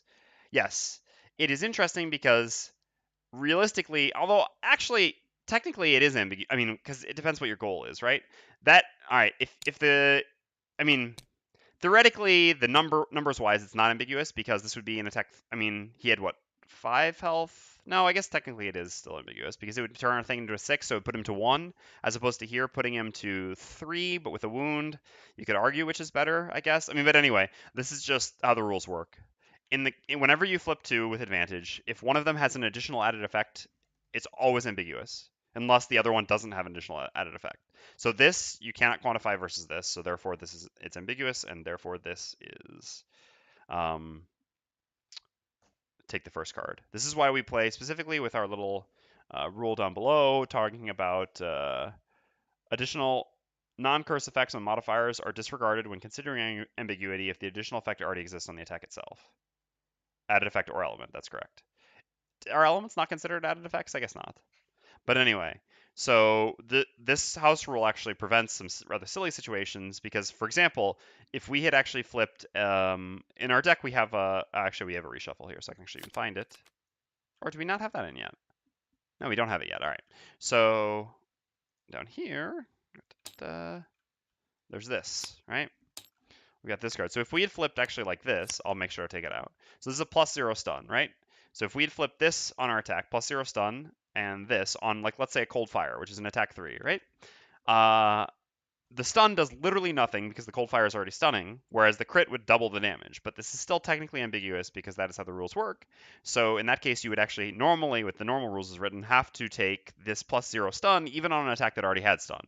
We make this small modification to the rules, which does allow for the game to actually consider what the attack itself does. So in this case, because the attack itself would be stunning, you would actually get to ignore the stun on the modifier as no longer consider the stun on the modifier as an added effect, and avoid the ambiguity problem in that case. But yes, otherwise, that's how it worked here. Okay, let's put that back. Okay, so Tinker's done. So the Wind Demon goes. We've got just a couple turns before all the coins are gone, but that's fine. So the Wind Demon does the same thing it always does. Attack 3 on the Spellweaver. Spellweaver takes 3. Okay, gets pulled to here. We no longer have Strengthen. And there's a new wind. And Living Bones is dead. So Mindthief can just do a short rest here. That's fine. The only card we really want to keep is the loot. The loot. So we're looting all these coins and then maybe moving to there. We'll see. The only risk is that thing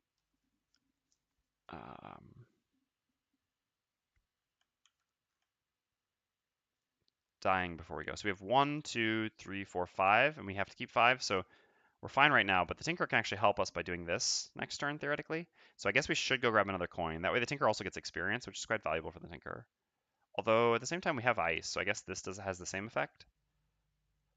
Well, that effect doesn't really matter. Yeah, giving a card back is actually a little bit more flexible. Plus, like I said, gives experience to an experience-deprived class. At the same time, I don't care so much about the Tinker's levels because they're so bad.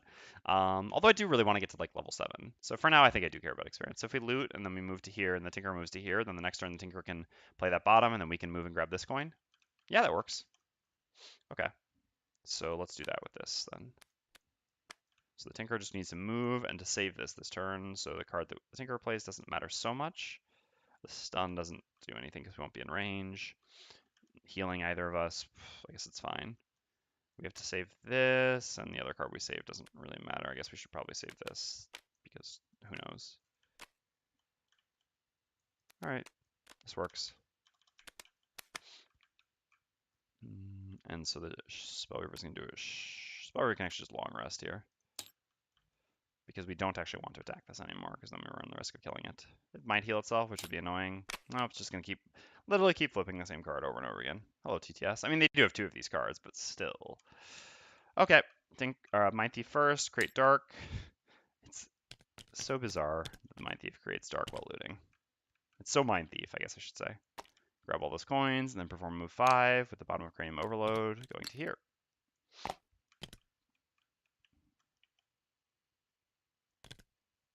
Okay. And then next up is the Tinker, who's going to heal himself for 1, because why not? And then perform a generic move with the bottom of Volatile Concoction going to... Oh, technically this was actually supposed to go first. I think it has 2 movement, right? I can actually just dismiss it now, though. Where is that stupid card? I guess I put it in my discard accidentally.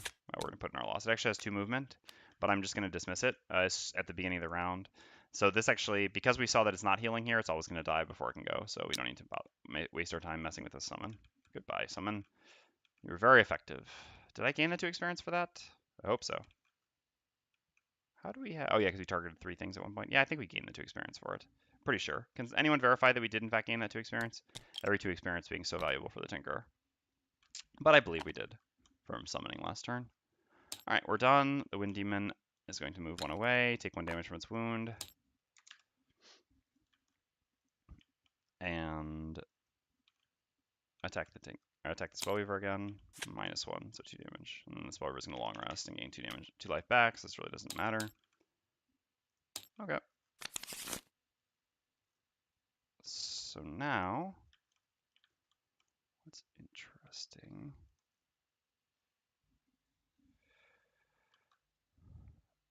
So we're just gonna. So how do we want to do this? So we have to move this into our discard actually, but we can do that on our turn. That's no problem. We're within range 4. So we can actually kill him with that. But then that'll be lost. So we would need to get, but we're going to gain 1 card back from the Tinker. So we'll still have 5 or more cards, yes. So this works. So we do something like this. No, we've got to go earlier on the Tinker, that's fine. So we need to short rest and get Cranium Overload specifically. Oh, but if we play Fearsome Blade to get to the coin, it doesn't work. Then we'll be 1 card short. Oh, no. But I guess it's unavoidable. I guess we don't care so much about the experience, but the problem is we would have to go late otherwise. I guess the Tinker can just give us... No, he can't give us a late card. I guess... If we go late with this, then he'll die. Then we can go grab the coin, because it's just important to at least make sure that we get the coin. So let's see. If we just decided... to put, I guess we're kind of allowed to put this in at any point, but it won't be lost, so the Tinker won't be able to give it back to us. So if we short rest now, then we have 2 cards in our hand, more. Yeah, so this works. All right, so we'll put this away at the end of the round and then short rest.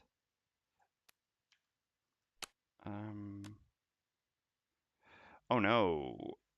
Oh, this doesn't work. Well, pay 1 life. We need to not get the Mind's Weakness here, basically. Okay. So why did the Mind's Weakness matter? Basically because we need a late initiative so that we could go after this and it would die to the wound. The problem is if we have to go up and attack it, then we won't actually be able to pick up the coin that it drops. Spellweaver also do her long rest. Get rid of that, doesn't matter. Play these 2 cards. Going later. Yeah, now we just have to hope that this is late enough initiative, which if it does its 21 again, will be. We had to reroll Cranium Overload because we needed a big enough move to make it to the coin, which would be 4 minimum. We could get 4 movement from the bottom of, where was it? Fearsome, whatever, yeah. Fearsome Blade, but then we play another loss and we don't get our battle goal. 2 experience to me is not worth not getting my battle goal in the Mindthief. I mean, with 21 experience, the 2 more doesn't make that big of a difference. And I care a lot more about getting the coin. I think I care most about getting the coin than my check mark, although the 2 of them are kind of similar, I think. But anyway, this way works if it goes before us. If it doesn't go before us, then that kind of sucks. We miss the coin, but then the spell working, I guess just get it. All right. No, 21 again. Tell me TTS isn't broken. Seriously, tell me TTS isn't broken. Have they flipped a different card their very first action, and then they have flipped that exact same card every single action. Okay. Anywho, Tinker first, gain 2 experience. 1 ally may recover 1 of their lost cards. Doesn't matter which one we recover, it's just about having 5 cards. Okay, when Demon goes, dies to its wound, coin goes there. Mindthief on his turn just does a move 5 on the bottom of Cranial Overload, moving to the coin. Whew, well, we milked that scenario, but with new characters, it's pretty important. Gotta get that money.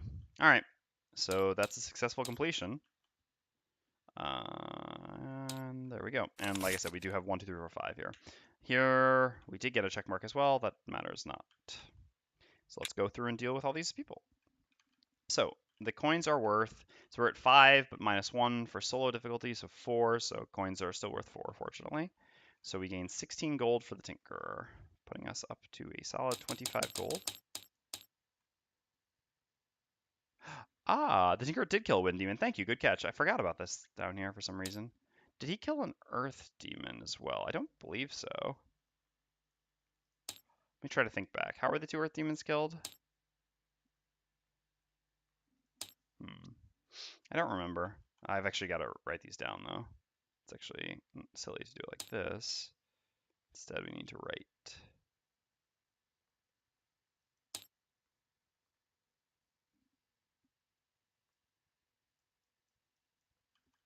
E for Earth. Can make this much thinner, right? Why is it so thick? I guess there's probably a way to change that, but whatever. We understand what it is. Beautiful E. Sorry, wait, hold on. Except I'm an idiot because it's not that I need to do. It's actually W. I was getting so distracted about thinking. All right.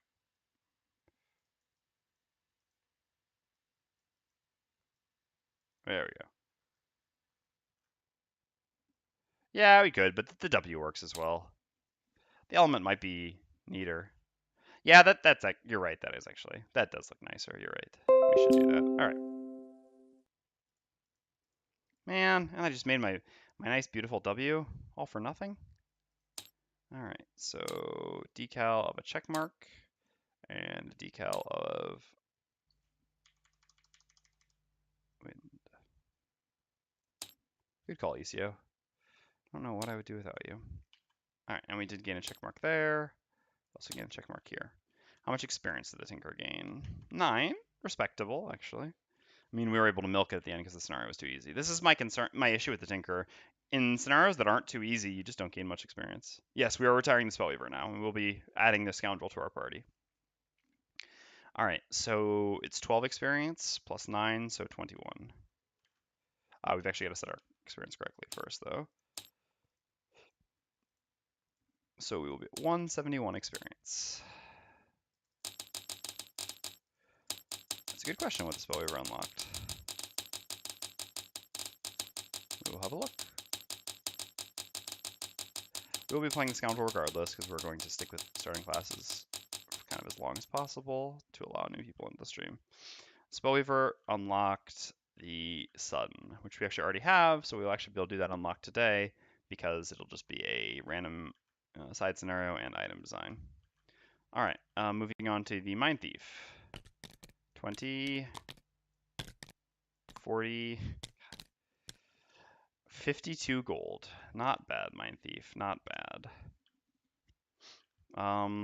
So I'm just going to give myself 22 gold because I'm going to spend 30 of that gold immediately. So this puts us up to 36 gold. Probably buy some items as well. So after you retire the other 3 classes, will you then start playing unlocked classes? Exactly. After I retire the other 3 classes, I will start playing unlocked classes.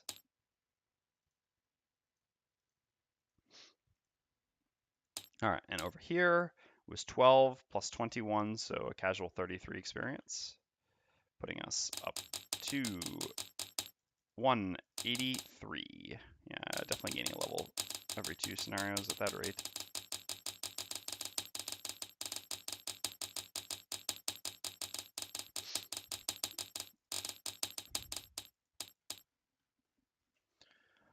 All right. Just bring all our cards down here.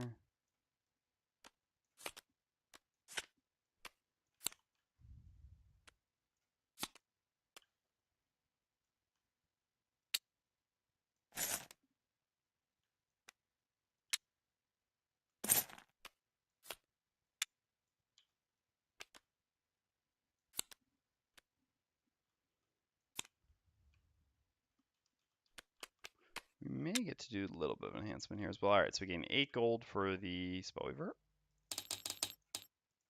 Managed to pick up all the coins, right? Yes, every single coin, and only had to have the Spellweaver pick up 2 of them, so that's quite nice.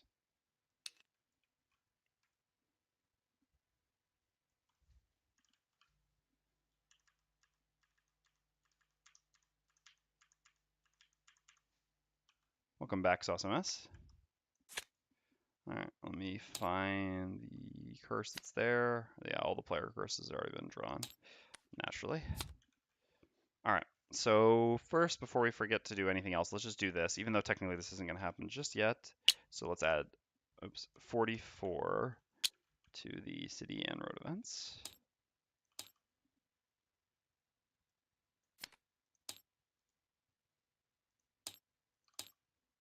Okay. So those will be the things that happen when we retire. Before we retire, obviously, yes, we unlock the Sun class. Although we already have the Sun class unlocked, so I'll do that as well. But actually, I need to do her enhancements first. All right, or her enhancement. I'm not sure it's going to be very exciting, unfortunately, but we'll see what we can get. I mean, because we're kind of prosperity locked, we can't enhance another different card. So 40,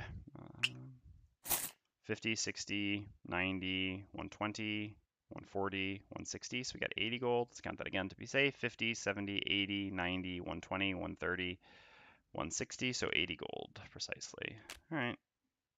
Let's move all these over here. I do need to take some time to clean these up at some point now before I let it get out of hand again. So we can delete the modifier deck.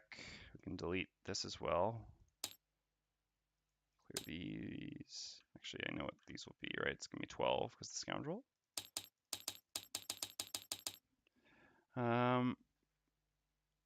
I can delete the items, but then I would have to make sure. I mean, for example, if I accidentally deleted all the copies of a single item, then I would have to go into another version and copy paste them again, which is kind of annoying.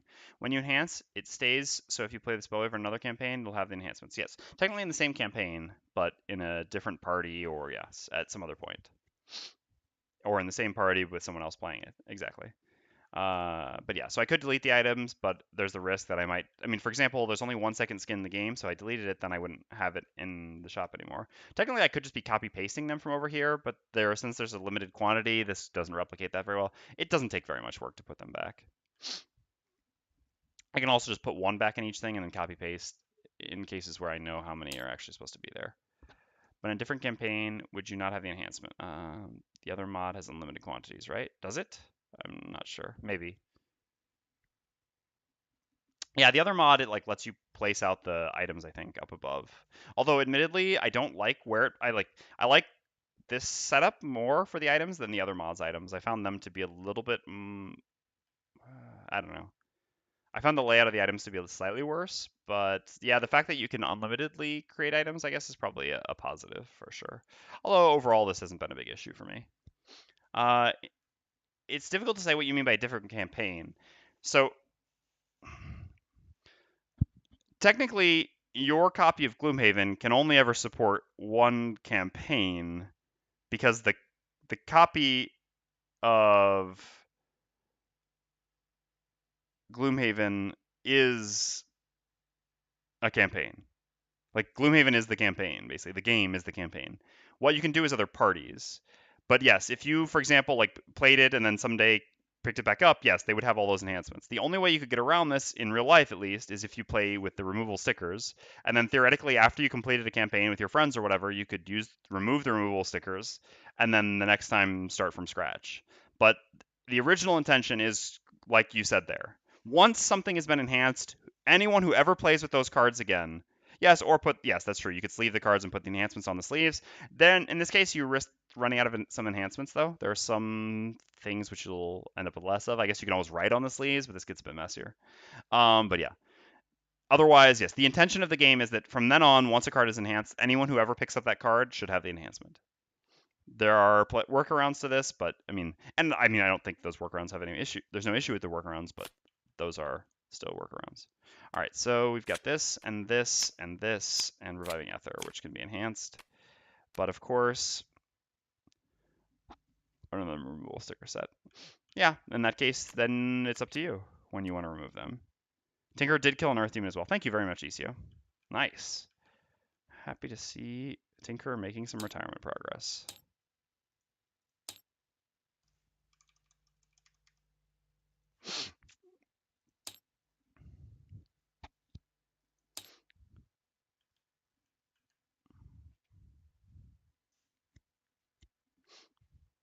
Yeah, I saw some ask. That is a good question. I don't actually know. I've never used them. Prototype. How do you feel about the removal stickers? I don't own them myself. All right. So we can't enhance this again because we only have 4 prosperity, so we can't enhance any cards that aren't enhanced. So it's actually only these 2 cards that can be enhanced. It's almost certainly going to end up being something crappy on here, but we'll see. Haven't tried to remove them just yet. Fair enough. All right. So we had 80 gold there. So this gives us a total of 128 gold. Well, there's no world in which we can enhance Forked Beam with anything. The cheapest possible enhancement in Forked Beam would be, what, 175 gold? And we have 128, so it's impossible to enhance the top of Forked Beam. So we have no choice but to enhance the top of Mana Bolt. Or the bottom of Mana Bolt. Interesting. So, +1 range, that may be actually the best enhancement. I mean, we use it so often ourselves, but it's probably more relevant than enhancing the top, I think. Let's see. It's 47. Yeah, so +1 range is 30 gold, +75 for already having enhancement there, so it'd be 105. So we could actually give this +1 range. Otherwise, we could put any effect except Disarm on the top of it, which is a shame because Disarm is basically the only effect that would ever really make the top worthwhile. I don't think there are any other top effects that we would actually ever care to have. I mean, we could put a specific element, not even any element. Could that be relevant to be able to have this be able to create an element? Like use an element, create an element? I don't think so.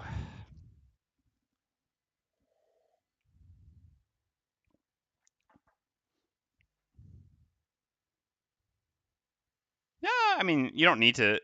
Even if they are removable, I don't know how many times you can remove them and put them back. So I wouldn't necessarily. I mean, you can certainly test it, but you don't have to do it if you don't want to. Anyway, so let's see. Mobilize is so crappy. It's funny how expensive it is. I think almost no one has ever enhanced Mobilize on almost anything. I've enhanced, I think, one time. So it's what? A specific element on the top of Mana Bolt, poison or wound on the top of Mana Bolt, or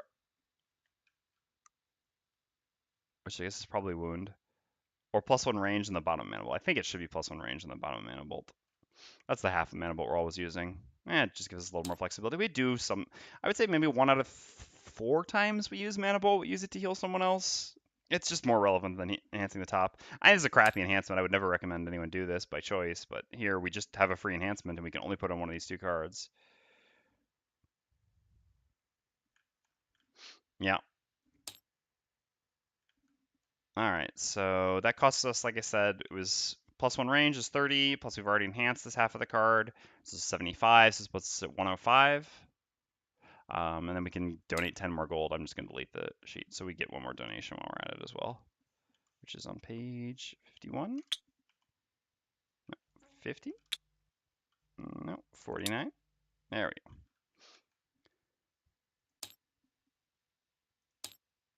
go. All right, 4 donations. Okay, so that's that. Let's get all these cards together. And grab the Spellweaver herself. Move her on over here. Into retirement. So, we've got to create some more of these, huh? Actually forgot to for the other people. So this is P1 lineage. And this was, it was a level 8 brute. Brute Faulkner. Level 8. And then this is P3 lineage. And it was a level 8. Right. So Spellweaver. Oh no, Scoundrel is her name, and she was level 8. Alright, there we go. What's the item card up there? Is this? Yes, this is the stamina potion. I just put it here just in case I ever needed it for some specific reason, but I don't know why I ever would, but yeah, that's why I'm just keeping it up there. Out of the way. So this also comes up here. Put these over here. This stuff can all be deleted. So delete you. Delete you. And delete you. And we'll have a new deck from over here. Actually, I think now I guess we, ooh, I was sure I copied this, but I guess I didn't. Anyway, make our deck. So what else we need to do is we need to gain a random side scenario and a random item design. So fair slight warning for these, although pretty unspoilery. Oh, really? God, I hate that scenario. Although I guess it's better when you don't have summons. It's just playing this scenario ever with summons has given me a bad taste in my mouth. Let's put it that way. All right, chain dial. Oops. There you go. So we unlock scenario 70 as a random side scenario. We gain 1 prosperity. Okay, and we get a random item design. So we're gonna spin this. It's gonna be item design 74. I guess, yeah, as usual, I've just gotten used to switching the screen so that people don't have to see this unless I end up using it. All right, well, that would have been more useful before. It's definitely an item design I would have rather had here. Yeah, it's nice. It's a nice item though, for sure.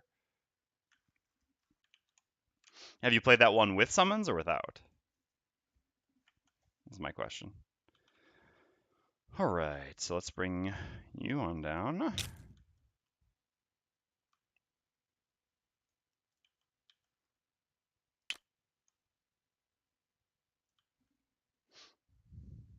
With oof, oh wow, yeah, that's pretty rough. Yeah, I do not personally agree with that design. In regards to, I mean, I think the scenario is an interesting design, but the fact that there's not some sort of an allowance for summons in the rules for that scenario is, let's say, questionable at best.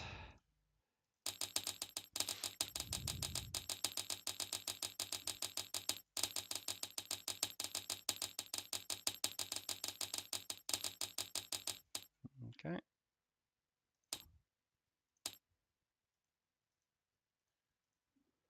Go. So we've got 3 perks, same perks that everyone's taken thus far. There we go. All right. So we need to remove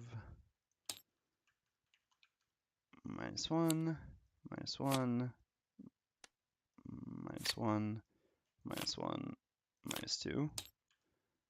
Add a +0.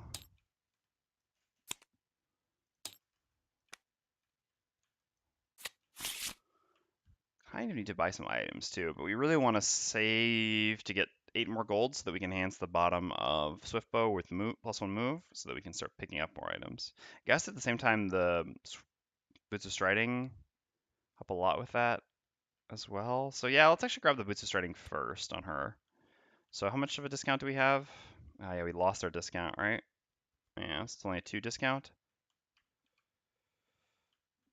So that means this costs 18, we're down to 4 gold.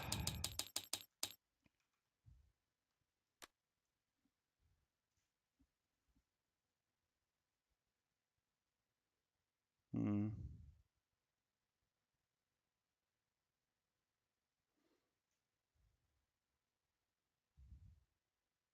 No, they're not separate lineages, right? These 3 will have the same lineages as these. They just don't get any bonuses from lineages because they were created before the lineages had the retirement bonuses. But I don't know if it was this slot before, but I mean, it doesn't really matter so much, I think, that I make sure it's correct. They should be all retiring around the same time anyway, and each spot is going to have 2 lineages after they all retire, so I think it's okay, even if it's not technically the same spots. I mean, you're right. Technically, they did need to be in the same spots that they were in before, and I'm not sure that I've actually done that. But yeah, I think the annoyance of double checking that compared to the minimal cost. If someone does verify it for me, I can always switch them into the correct spots afterwards. Before they retire, it's the only time it matters. For now, it still doesn't matter. All right. So I already spent the 30 gold here, so let's go ahead and get that enhancement before we forget.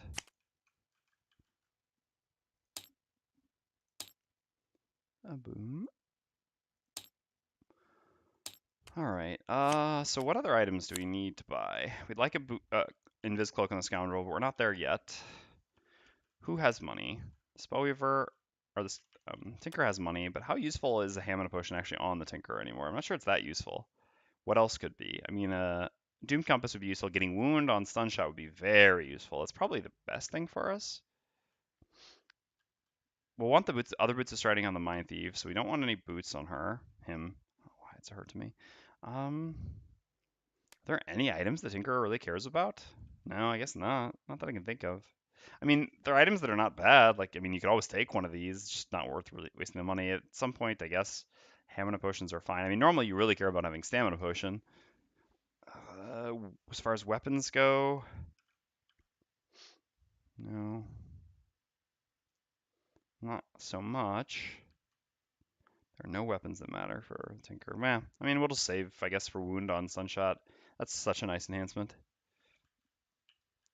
So the Mindthief has 36 gold.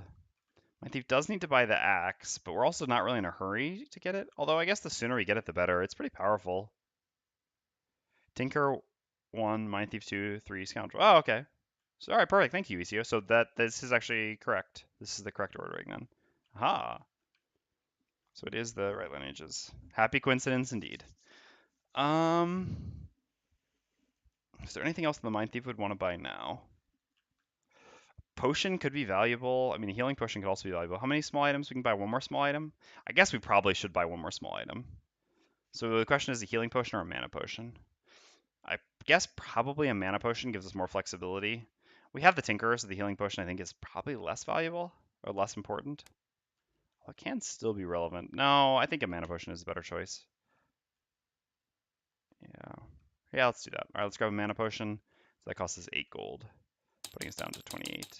We really do want to get that strength enhancement on the bottom of Empathetic Assault as quickly as possible, but a small item is such a small cost, and it's a reasonable effect over the course of multiple scenarios. ECO, there would certainly be an argument to have 6 separate lineages going on to support the 2-party start. I don't think so, right? Any player you can create any number of characters you want. There's no limitation to that. And the lineage is based on, I mean, like, if you're in a party of 4 people, right, I can create a Mindthief, for example, and I can decide, I don't like playing a Mindthief, and then I can create a Brute, right? This is still my lineage if I'm playing in that 4-player party. And I can be like, all right, I'm not gonna play this Mindthief anymore. I'm gonna set him aside and play the Brute. and then at some point I can pick the Mindthief back up. It's still my lineage. I still won't get the bonus when playing the Mindthief again, but it's still the same lineage. And the only way that this it would have actually mattered, I mean, keeping it separate was with the whole like two-party thing would have been if we allowed the items to be used by both parties. But in the end, we didn't allow items to be used.